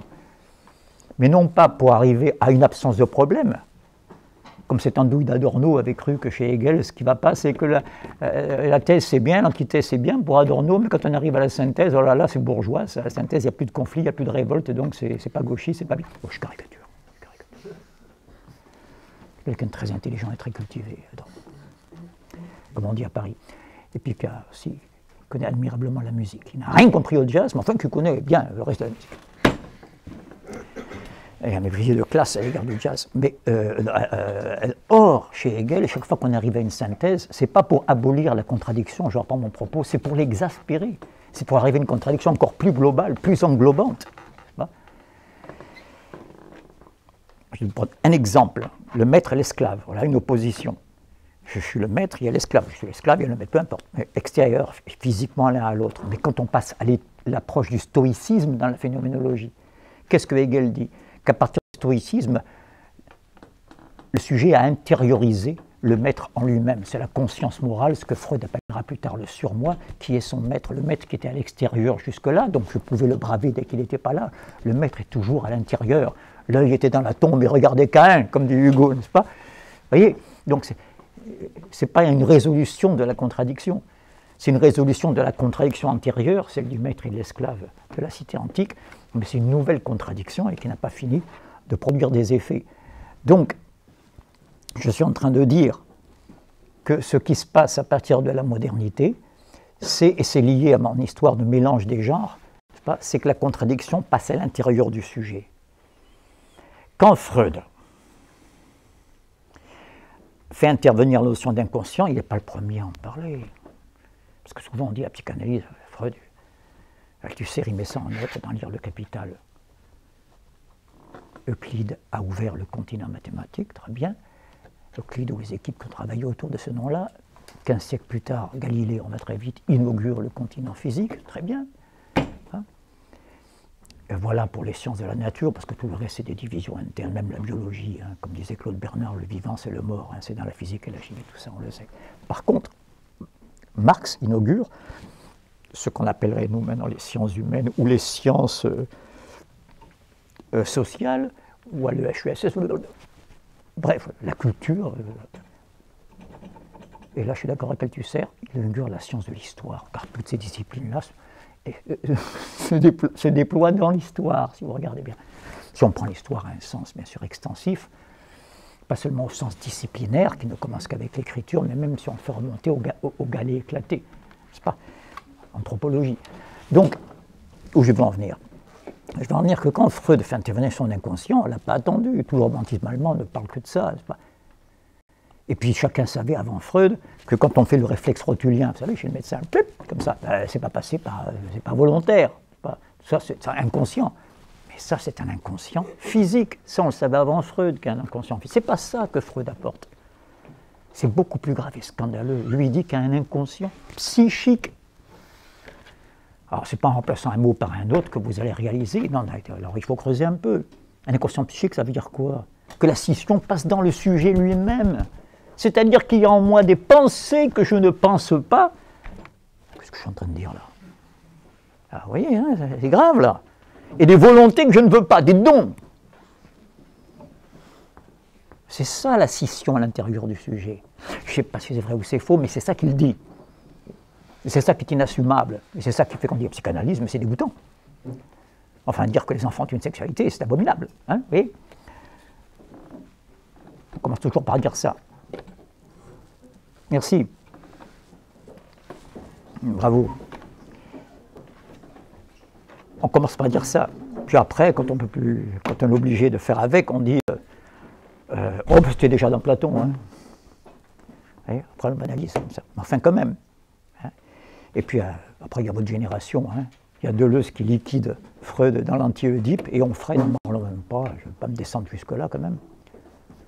Et voilà, quoi, hein, pour qui Freud, vous savez, la révélation que nous fait en Freud, Freud avait des maîtresses, est-ce que vous saviez ça? C'est pas sérieux, hein? Voilà, non, ce qui est grave et sérieux chez Freud, c'est qu'il ratifie, non pas comme philosophe, lui c'est pas son boulot la philosophie, hein. Lui il a des mecs qui viennent le consulter, bien avant la psychanalyse, il était psychiatre, hein, comme tout le monde, il était positiviste, comme vous et moi, si je puis dire. À l'époque, comme tout le monde est passé par là, quoi. En croyant que le modèle des sciences dures suffit à comprendre tout. Hein. Et puis c'est aperçu que tout le monde racontait un peu la même histoire, vous comprenez. Et mais c'est quelqu'un qui, au départ, n'est-ce pas, n'était pas préparé lui-même à ce qu'il a découvert. C'est pour ça que ce que je préfère chez lui, c'est le contraire, un petit peu de la statue du commandeur dans laquelle on l'enferme, c'est ses hésitations, c'est son opportunisme. Quand il dit je dis ça, je ne suis pas sûr, je le prends comme hypothèse, je vais voir jusqu'où ça peut tenir, puis ça ne marche pas, je reviens en arrière, j'abandonne. J'aime beaucoup ça. Grand chercheur, grand explorateur des archipels inexplorés. Donc, puisque j'en parle, dans le cadre d'une séquence où il n'a pas sa place et qui s'appelle et qui est centrée sur la notion de révolution, je signale que vient de paraître aux éditions critiques un admirable essai de Politzer, de notre camarade Politzer, je parle comme s'il était vivant, fusillé à Bougival, n'est-ce pas, au Mont-Valérien, avec pas mal de camarades comme otages communistes. Politzer, qui est la même génération que Timbaud, vous savez qui est Timbaud, celui de la rue Jean-Pierre Timbaud. Là. Vous savez comment il est mort, Timbaud? Fusillé par les Allemands aussi, mais vous savez quelle est sa dernière phrase devant le peloton d'exécution? Belle phrase dialectique. Mais oui, je ne suis pas là pour raconter des anecdotes, je reste dans le sujet. Vive le Parti communiste allemand. Ça s'appelle de la conscience politique, ça. J'en parle parce qu'on est à l'opposé d'aujourd'hui. On ne peut pas faire plus à l'opposé. Aujourd'hui, on dit vous êtes une femme, vous êtes un mec, vous êtes un Hutu, vous êtes un Tutsi, vous êtes un Quadra, vous êtes un jeune, vous êtes un vieux. On est dans les identités. Vous êtes un arabe, vous êtes un noir, vous êtes un blanc, vous êtes un suprématiste. Fatigué de ces conneries. Et lui, il dit vive le Parti communiste. J'en veux pas aux Allemands. En mourant devant un peloton d'exécution, non pas allemand, mais Bosch. J'adore l'Allemagne, j'aime pas les Bosch. J'adore les Allemands, j'aime pas les Bosch. J'ai le droit. Vous avez compris la distinction. Vive le Parti communiste allemand. Politzer a fait paraître Révolution et contre-révolution. Je vous recommande ce livre aux éditions critiques. Précisément. Or, pourquoi j'en parle? Parce que Politzer est un des rares marxistes avant Gluskar qui a écrit Critique des fondements de la psychologie. C'est la première fois qu'un marxiste se mesure avec l'œuvre de Freud. C'est pour ça que je me permets de vous le recommander. Voilà, je ne veux pas anticiper sur ce qu'il dit. Mais je tiens à reprendre mon propos. Il reste 5 minutes avant les questions. Mon propos, à savoir, la modernité, si je devais la caractériser par 2 attributs, c'est premièrement la dissolution de la séparation entre les genres, comme il y a dissolution de la séparation entre les classes dès l'instant qu'on parle de classe moyenne. Je peux le dire maintenant, c'est plus clair que si je l'avais dit au début. Lorsque le peuple de Paris arrive aux Tuileries, après avoir ramené Louis XVI de Versailles à Paris, vous savez, là, après avoir ramené le boulanger, la boulangère et le petit mitron, hein, c'est des femmes, hein, c'est 200 000 femmes dans la rue, sur la route, hein, parce que de Paris à Versailles, c'était la route à l'époque. Hein. Ils sont allés chercher le roi pour le ramener à Paris, bravo les femmes, parce qu'il y avait la famine. Et lorsque le peuple est venu, on a demandé au roi de sortir sur le balcon, on lui a demandé de porter le bonnet phrygien, le bonnet rouge, Louis XVI portant le bonnet. Ce télescopage des classes sociales inaugure une compénétration de mondes qui jusqu'ici s'ignoraient totalement.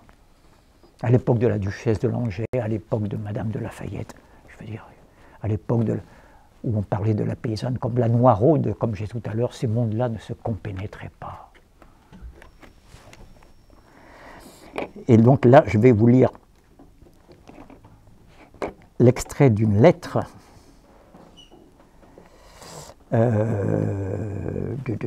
voilà.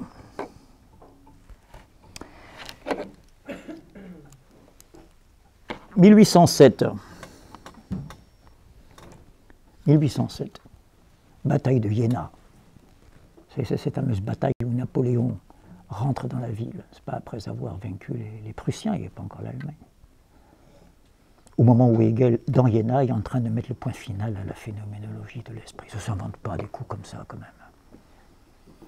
Au moment où, pour la première fois, un philosophe dit que c'est l'histoire qui a fait ce que je suis, et ni Dieu, ni la nature, mais l'histoire.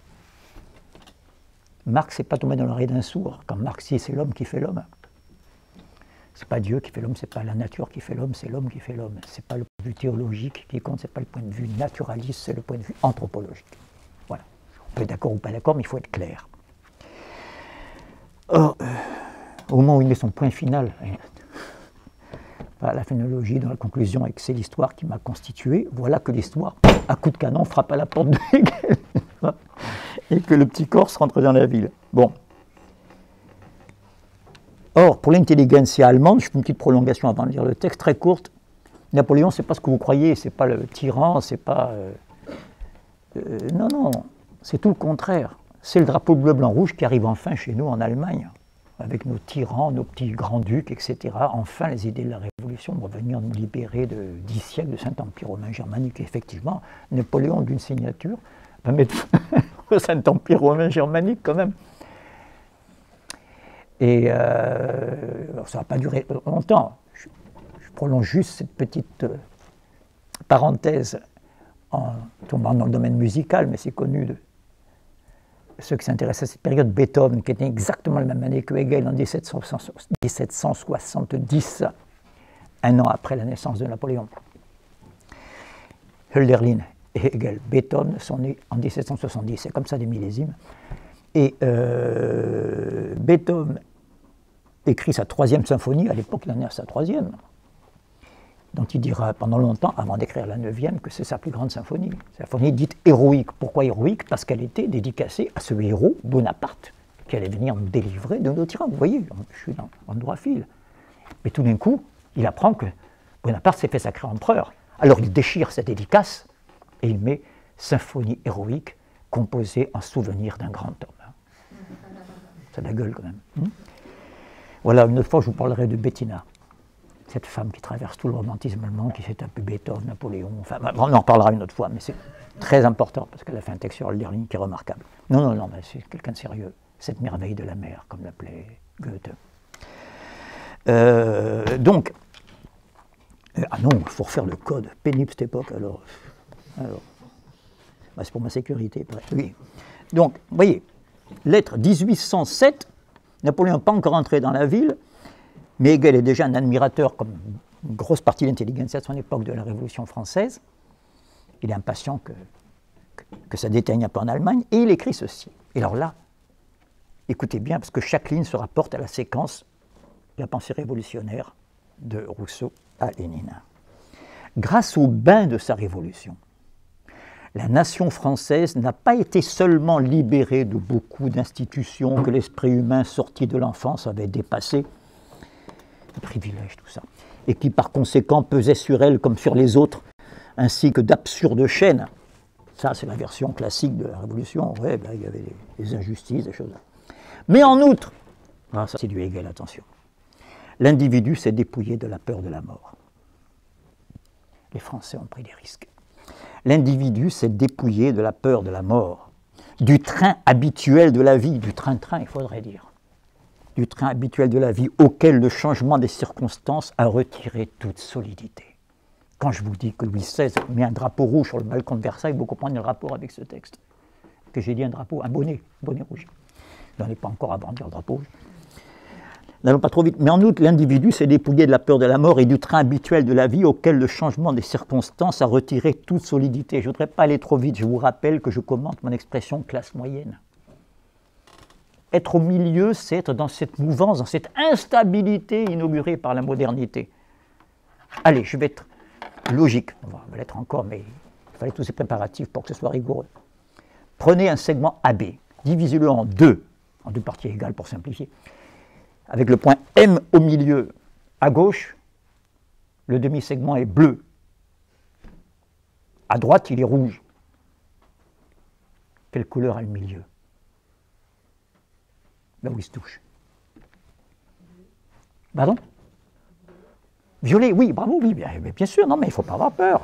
Quand même, je ne piège pas, moi, c'est des trucs élémentaires. Enfin, tout juste un enfant à l'école primaire pour répondre, enfin, quand même. Pardon.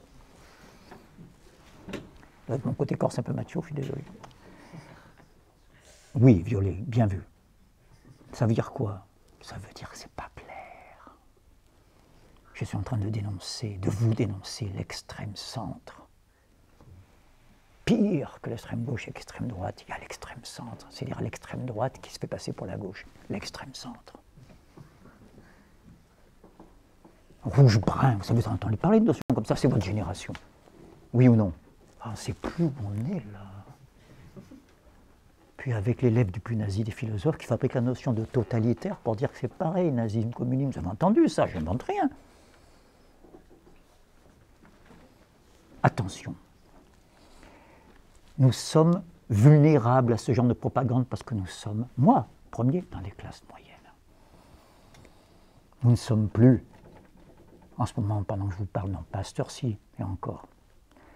Encore que, mais je veux dire, vous allez voir demain matin à l'aube, là, au Mali, il y a des femmes qui vont faire 15 km à pied pour chercher de l'eau.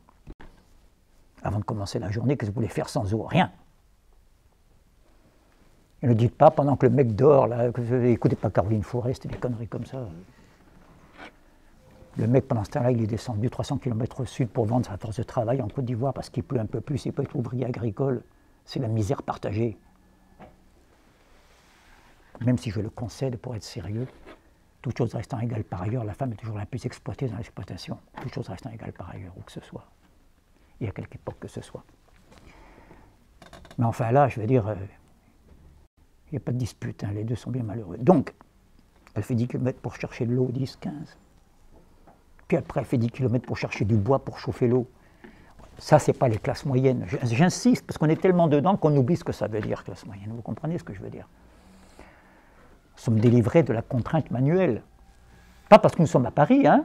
Vous savez, pendant que je parle, il y en a qui... Il y a des paquis à la plonge, là. Dans les restaurants paquis. Hein, ou d'autres nationalités, peu importe. Hein. C'est comme ça. Et nous ne sommes pas non plus, encore une fois, au conseil d'administration du CAC 40, d'une grande société du CAC 40. Nous sommes ballottés entre les deux. On tente un peu notre chance. Et c'est pour ça que j'ai travaillé sur Nerval pendant 1 an. Mais oui, vous croyez que j'étais dans la littérature. Parce que Nerval vient un peu tard, n'est-ce pas? C'est pas Alfred de Musset, c'est pas Alfred de Vigny. Grands écrivains, je ne suis pas en train de critiquer leur œuvre littéraire. Je constate que ce n'est pas le même milieu social. Ce n'est pas François-Alphonse René de Chateaubriand, grand diplomate. Non mais j'admire, c'est extraordinaire Chateaubriand. L'enchanteur. Puis j'entendis au loin la voix d'un berger qui me rappela que dans tous les... Ah, j'ai oublié. Dans tous les... Enfin, les endroits où j'ai voyagé, de Cécile a voyagé jusqu'en Amérique, le chant de l'homme est triste. Grand bonhomme Chateaubriand. Oui, mais enfin, François-Alphonse René de Chateaubriand, réactionnaire en chef, de son époque, et assumé comme tel, ce qui est quand même mieux que l'extrême centre, qui se fait passer pour de la gauche. Donc, Nerval, il n'a pas les moyens, ça, vous voyez. C'était nouveau, les voyages. C'est le plus grand voyageur de son temps. Nerval voyage en Orient, voyage en Allemagne, voyage dans le Valois. Avec le temps, la passion des grands voyages s'éteint, le cercle se rétrécit. Ben oui, il n'a plus de pognon, le pauvre vieux. À partir de la trentaine. Je suis en train de dire quoi? Je suis en train de dire, c'est ça les classes moyennes. Il y a un modèle aristocratique, et j'essaie de suivre, je n'ai pas les moyens. C'est ça votre destin. Nous avons un modèle, et nous n'en avons pas les moyens. C'est intéressant. Voilà. C'est pour ça que j'ai commencé par Rousseau et ses femmes de chambre. Ou plutôt Rousseau, qui ne veut pas, n'est-ce pas, se commettre avec des femmes de chambre. Mais qui veut, comment on dit au Fonds populaire, prendre l'argent là où il est. Oui, quand même. Hein, voilà. J'ai dépassé de 5 minutes le temps de poser vos questions. Je salue Samuel au passage, parce que c'est la rentrée, et je me permets de dire que sans Samuel, aucun d'entre nous ne serait là, n'est-ce pas? Parce que c'est comme lui qui a fondé cette association, de rien, avec de la bricole et sans aucun moyen, et qui l'a amené à ce qu'elle est maintenant, c'est-à-dire à ce qu'il y a pas mal de monde quand même. Voilà, merci. Si vous êtes prof de philo un jour, et je le dis pour ceux qui le sont depuis un certain temps déjà, sachez que les termes qui posent le plus de difficultés sont les termes inaperçus, les plus courants, ceux du langage courant. Vous vous en doutez un peu dans l'exercice de vos fonctions, mais vous en avez ici une belle illustration.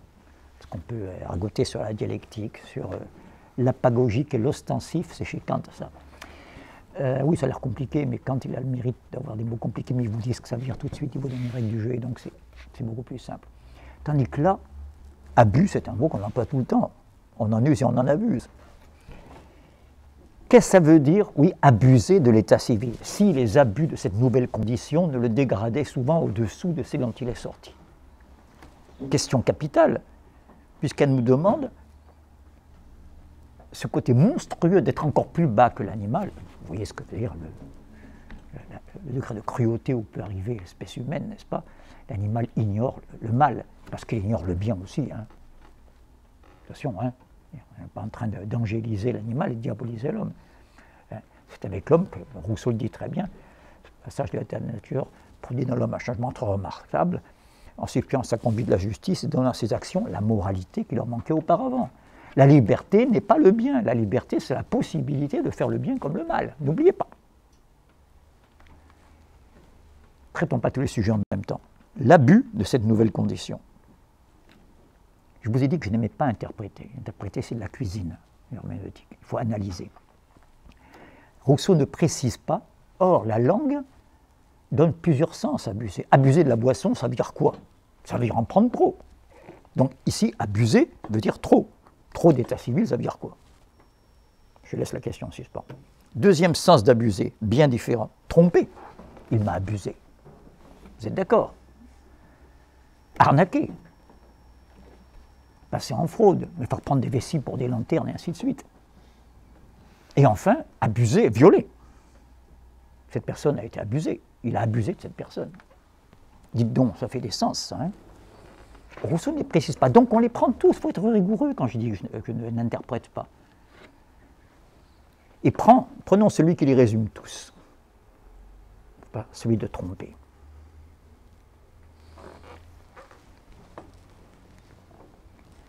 Abuser de l'état civil, c'est me tromper dans l'état civil.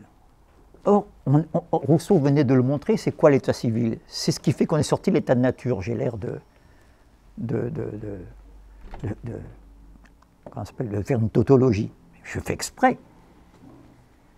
Comment peut-on me faire croire, comment peut-on m'abuser, me tromper, en me faisant croire que je suis dans l'état civil, alors qu'en fait je suis en train de restituer l'état de nature, c'est-à-dire réintroduire le principe de, non pas du droit, mais qu'est-ce qui s'oppose au droit? Bien, merci, la force. Ce n'est pas un hasard si le contrat social, là je réponds à fond à la question, ce n'est pas un hasard si le contrat social commence par le droit du plus fort. Le plus fort n'est jamais assez fort pour être toujours le maître s'il ne convertit sa force en droit et l'obéissance en devoir. Rousseau le premier, qui ne fait pas de la morale au sens où Nietzsche disait à très juste titre, j'ai le droit de lui rendre hommage de temps en temps, quand Nietzsche parlait de la moraline, il a raison. Il est dans le grand lignage d'un Pascal qui disait la vraie morale se moque de la morale. Hein? D'ailleurs, Nietzsche disait de Pascal, il roule dans mon sang. C'est rare que Nietzsche parle comme ça d'un chrétien, je vous le dis. Chapeau Pascal. La vraie morale se moque de la morale. Ce n'est pas un devoir-être, il ne dit pas on devrait faire un contrat, ce serait mieux que l'injustice. Non, il dit que c'est depuis toujours, la société humaine est basée, elle ne peut pas être basée sur la force. Parce que si c'est la force qui fait le droit, si c'est le droit du plus fort, tu prends le pouvoir, 2 jours après je fais un coup d'État et c'est moi qui ai le droit pour moi. Le droit ne peut pas s'installer. Je suis aussi légitime que toi, d'après toi-même, si tu dis que c'est la force qui fait le droit. Et ce serait donc un chaos sans suite.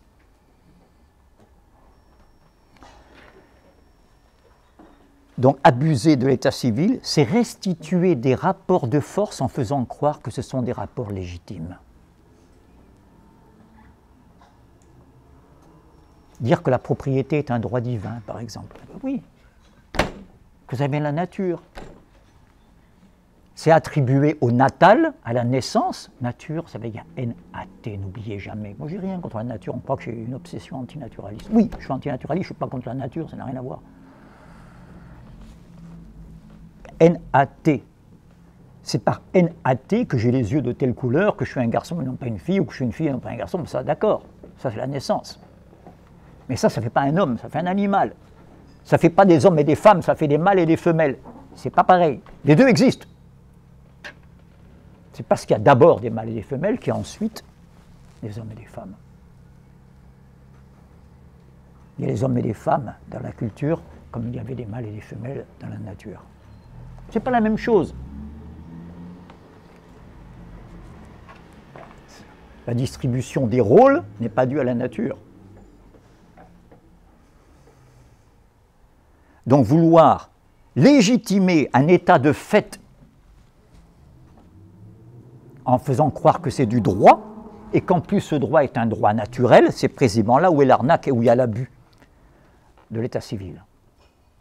C'est quand on me ment en me faisant croire que je suis dans l'état civil alors qu'on n'est rien introduit, le concept qui est à sa place, moi j'ai rien contre, la notion de force lorsqu'elle est là où elle doit régner, c'est-à-dire dans la physique. Je rappelle ici qu'un cours de physique commence par la notion de force. Et qu'après cette notion de force, on fabrique tous les concepts fondamentaux de la physique. Force, énergie. Rappelle-moi, la boutade, là, c'est qui? Il disait donne-moi l'énergie. Et... C'était quoi? C'était qui? C'est toi. Non. Non. Et il est malin, hein? Non, ça c'est la force. Non, c'est l'énergie. Mais tu m'avais dit pour la notion de force, quelqu'un avait dit pareil, une boutade, c'est pas Einstein, ou je sais pas qui avait dit, si vous me donnez le... Si, tu m'avais dit quelqu'un qui avait dit donne-moi la notion. Ne me demandez pas ce que c'est que l'énergie, parce que je peux tout en déduire, mais je ne peux pas vous dire ce que c'est. Non. Bon. En tout cas, je sais qu'il y a un physicien qui travaillait quand même sur le CERN, hein, c'était pas n'importe qui, le CERN de Genève, créateur de particules, et je lui ai demandé c'est quoi que prend l'énergie? Il m'avait dit écoute, donne-moi l'énergie, je te donne toute la physique, mais ne me demande pas ce que c'est. Voilà. On commence par la notion de force. Elle est à sa place avec, par exemple, si je prends la force pour déplacer cette paire de lunettes, ça s'appelle un travail. Que je le fasse en 1 heure, ce trajet, ou que je le fasse en 1 seconde, ça fait des différences de puissance, rapport du travail au temps, et ainsi de suite. Vous construisez toute la physique à partir de la notion de force. Donc j'ai rien contre cette notion lorsque l'on parle de l'attraction terrestre sur la Lune. Il y a un rapport de force. Vous connaissez Newton, hein, la masse de la Terre est plus grande, donc la Lune, elle n'a pas le choix, elle tourne autour. Elle ne se dit pas, comment ça, un ras-le-bol de Terre, je vais tourner autour de Saturne, ça me changera les idées. Elle n'a pas le choix. Vous me direz, mais nous non plus, on est déterminés. Moi, j'ai écouté les néo-spinozistes, là, comment ils s'appellent, Lordon. Tout ça, c'est des illusions, on est déterminés. Ah ben, vous l'entendez, ça aussi, je ne suis pas en train de rigoler. Voilà. Et je finis sur Rousseau, parce que la question portait là-dessus. Rousseau, dans les 1000, tranche le débat. Non pas par une clôture, mais en l'ouvrant, en posant le vrai problème. N'est-ce pas?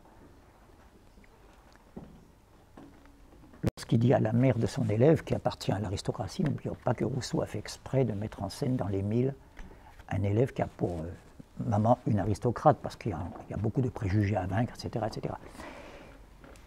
Et ça commence par cette phrase qui est un peu plus en rapport avec notre sujet de ce trimestre. Nous approchons de l'état de crise et du siècle des révolutions. Si jamais quelqu'un fut prophète, franchement. Hein, dire ça en 1765, vous savez. Et il ne dit pas de la révolution, il va au-delà. Il voit bien que ça ne va pas arrêter à partir de 89. Hein. On y reviendra. Je vous ai cité tout à l'heure, je vous ai recommandé le livre de Politzer, Révolution et de contre-révolution. Donc s'il y a contre-révolution, il faut refaire une révolution, ainsi de suite. Hein. Nous approchons de l'état de crise et du siècle des révolutions. Qui peut vous répondre de ce que vous deviendrez alors? Il est en train de dire, ce qui va arriver d'ailleurs aux émigrés après, hein, ceux qui vont fuir en Angleterre. Quand vous arriverez à Londres, vous aurez fui pour ne pas passer sous la guillotine, ou bien pour pas, parce que vous ne voulez pas être dépossédé de vos biens. Vous allez faire quoi à Londres? Ben oui, vous n'avez plus, avant, vous regardiez, comme je disais à Negroni une fois, Negroni est un marquis. Un marquis rouge, comme Visconti, le cinéaste, n'est-ce pas? Il n'en parle jamais, donc je lui fais un peu violence, j'espère qu'il va m'entendre. Mais une fois, j'étais à sa tour, en Corse, c'est magnifique, on voit l'Italie en face. Et de sa tour, on voit tout, on voit le vignoble de Gioeli, on voit les... J'ai dit quand même, tes ancêtres, ils savaient qu'à attendre que les récoltes poussent, comme des rapaces, là, vous savez. Les familles nobles sont toujours en haut. Hohenstaufen, Hohenzollern, Hohenlohe. Ah oui, oui, non, mais c'est ça, les familles aristocratiques. Bon, en français, on va dire Alta Rocca, hein, la haute roche, n'est-ce pas? En français, en italien, excusez-moi. Ouais. Oui, oui. Il n'avait qu'à fondre dessus pour prendre les biens en nature. Oui, mais ça, si vous êtes à Londres, vous ne pouvez pas prendre le vignoble de Gioeli et les blés d'Artois. Alors, ben alors, il faut bosser. Et c'est vrai que beaucoup de nobles ont fait un peu de serrurerie, d'horlogerie, je vous le dis, hein, voilà, parce que Louis XVI aimait bien l'horlogerie.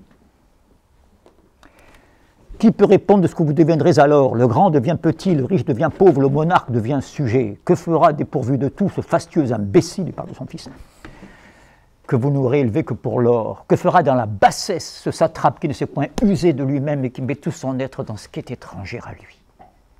Première définition d'un concept qu'on va retrouver avec Marx. Aujourd'hui, j'insiste que ma séquence jusqu'à Lénine, je tourne en rond tout le temps. Je ne veux pas faire d'abord Hegel, puis Kant, puis Marx, puis... Non, vous voyez bien que c'est... Il y a quelque chose qui circule et que je fais tourner en spirale, sinon on tournerait en rond, on ne serait pas sympa. Donc, la notion d'aliénation chez Marx, elle est là, qui met tout son être dans ce qui est étranger. Aliénation vient de alius latin, qui veut dire l'autre, tout simplement, dans ce qui n'est pas lui. Comme Harpagon, hein, chez Molière, qui a mis tout son être dans sa cassette. Sa cassette disparaît, il veut mourir parce qu'il n'est rien d'autre que sa cassette. C'est le comble de l'aliénation. C'est pas si vieux, hein, pendant la crise des années 30, il y avait des banquiers qui se jetaient du 40e étage à Wall Street, oui ou non? Il faut être con quand même. Franchement. J'espère que vous avez déjà été ruiné comme moi, c'est bien. Bon, on va pas se suicider.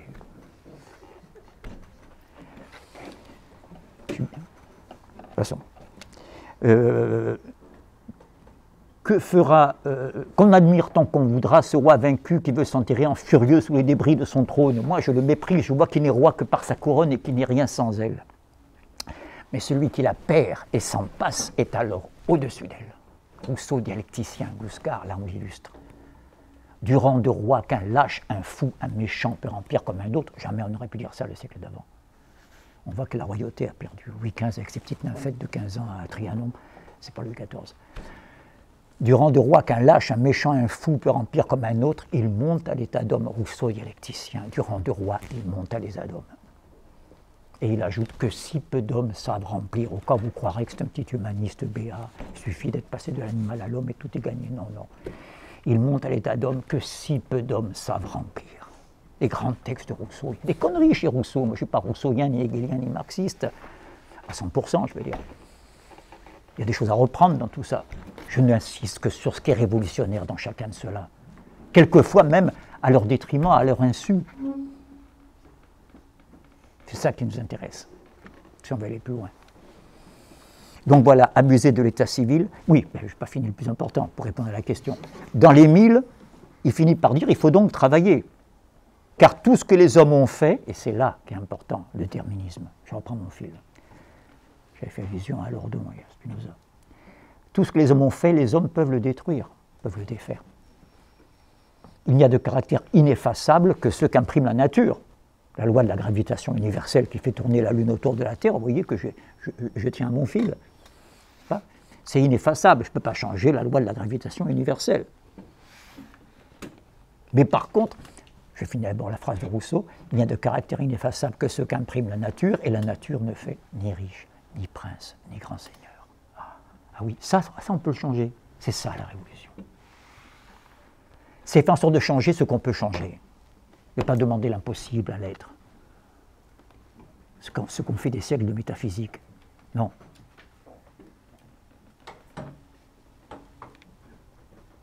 Donc, il y a deux déterminismes. Je conclus sur cette histoire de déterminisme. Il y a bien sûr un déterminisme naturel auquel nous sommes soumis. Jusqu'à la fin de ma vie, de la vôtre, il faut manger pour vivre. Ça, c'est pas une loi décidée par les hommes, par la culture, par l'histoire. D'accord? Sauf que nous, quand nous mangeons, nous ne comptons pas de manger pour vivre humainement. Mais nous mangeons avec des fourchettes, ici, avec des baguettes, là-bas, avec les 3 doigts de la main droite, ailleurs, dans la semoule ou dans la boule, comme on dit au Niger. Mais oui, c'est-à-dire qu'on a des rites, des coutumes. On ne se contente pas de ce qui est biologiquement nécessaire par la détermination naturelle. Et on mange en mettant un petit peu, en décorant la table le dimanche un peu mieux que les autres jours, parce qu'il y a des potes, et qu'on met une nappe plus jolie. On ne se précipite pas sur la nourriture comme ça, par terre. Non.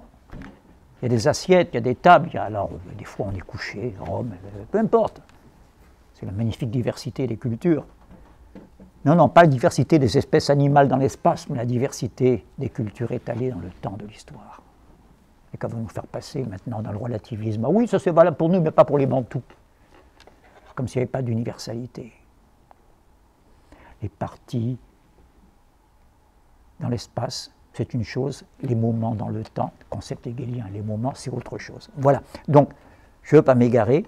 Abuser de l'état de nature, c'est réintroduire la notion de force d'une manière frauduleuse en faisant croire que c'est le droit. Là, il y a abus. Mais au sens vraiment de tromper sur la marchandise.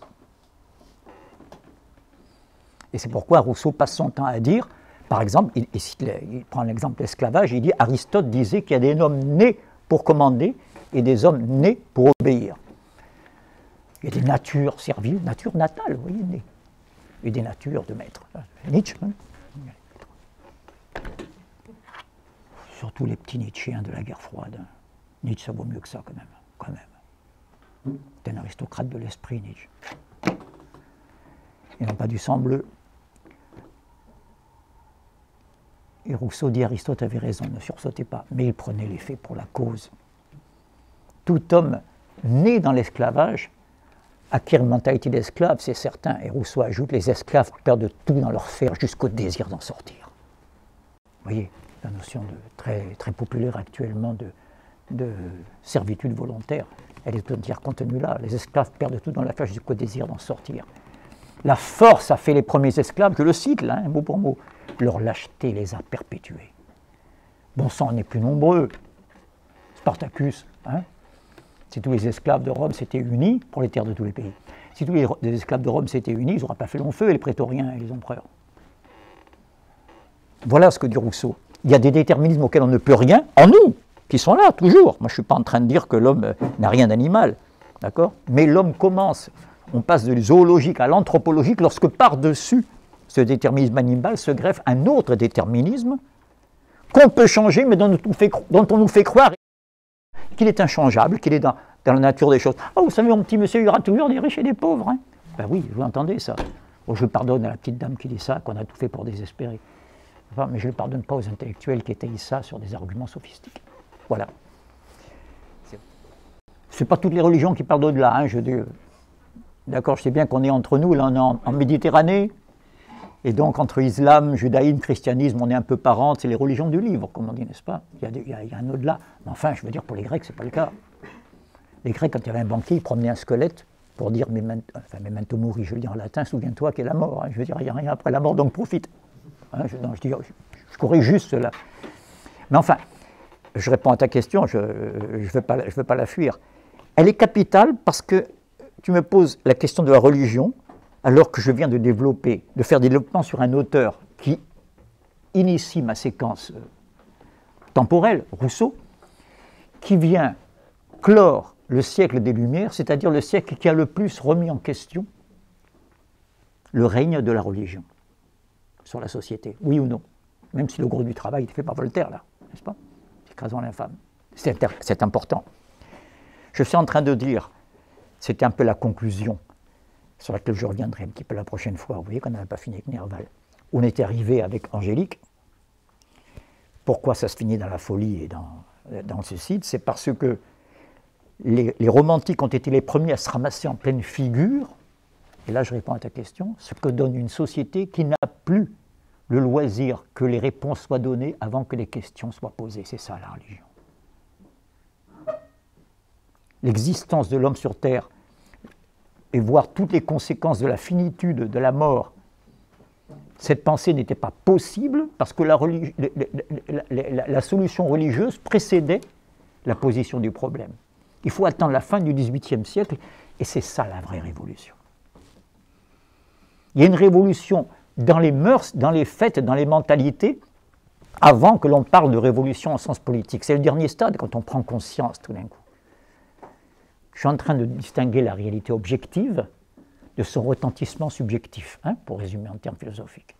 Quand Marx parle de l'objectivité, il parle des forces productives, de l'infrastructure, de ce qui est en dessous en termes spatial. On verra après que c'est assez grossier. Il dit lui-même que ce n'est pas une partie, c'est un moment. Enfin, l'ensemble des forces productives de la société. Ça, c'est objectif, on peut mesurer. Et puis, il y a tous les effets induits dans l'intériorité des hommes par cette base matérielle, ce qu'il appelle les superstructures. On est bien d'accord, jusque-là, c'est des classiques. Or, qu'est-ce que c'est que superstructure? Les formes sous lesquelles, je cite Marx, les hommes prennent conscience de ce conflit et le mènent jusqu'au bout. À un certain stade de leur développement, les forces productives de la société entrent en contradiction avec les rapports de production dans lesquels elles s'étaient mues jusqu'alors. De forme d'expression de ces rapports, elles en deviennent des entraves. Alors s'ouvre une époque de révolution sociale. On ne peut pas être plus clair. Tantôt, les rapports de production, c'est-à-dire les rapports de propriété, c'est ce que dit Marx. Le premier qui a posé le problème de la propriété comme fondamental, c'est quand même celui qui a écrit de l'inégalité parmi les hommes. L'enjeu, il est là. Pas la propriété de ta brosse à dents et de ta femme. Qui va nationaliser ça? Non, parce qu'il ne faut pas non plus faire peur aux gens avec rien, ça va. Mais des grands moyens de production et d'échange, vous voyez ces termes qu'on croit être obsolètes, ils prennent tout d'un coup tout leur sens. D'accord? Donc, je réponds à ta question. La religion est faite pour ne pas poser ce problème. Bon, la religion, c'est un discours, comme il y a un discours scientifique, un discours religieux, comme il y a un discours poétique, on est d'accord? Pour rappeler que c'est quand même des idées, la religion, eidos, je veux dire, c'est les mots. Ça commence par les 10 commandements. C'est des énoncés. D'accord? Pour répondre à ta question, prenons-le dans l'ordre. D'accord? En termes marxiens, je ne tranche pas, mais en termes marxistes, ce n'est pas les idées qui mènent le monde.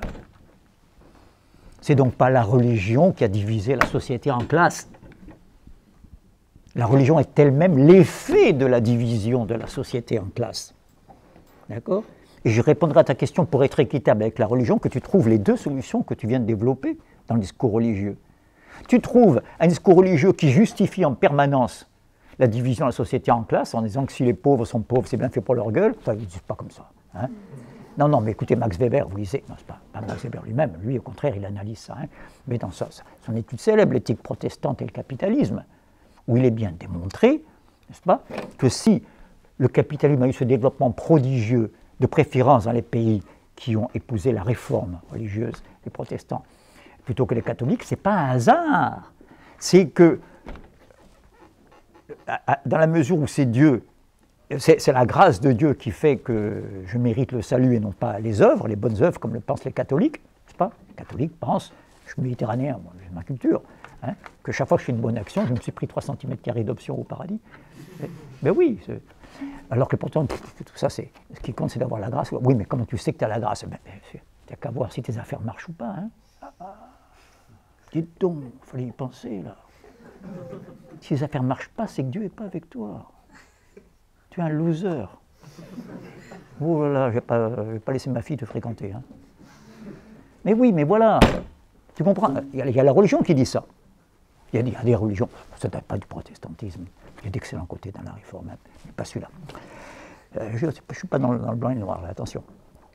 Ou l'inverse. Donc, mais il y a aussi la religion où l'on chasse les marchands du temple. Oui ou non?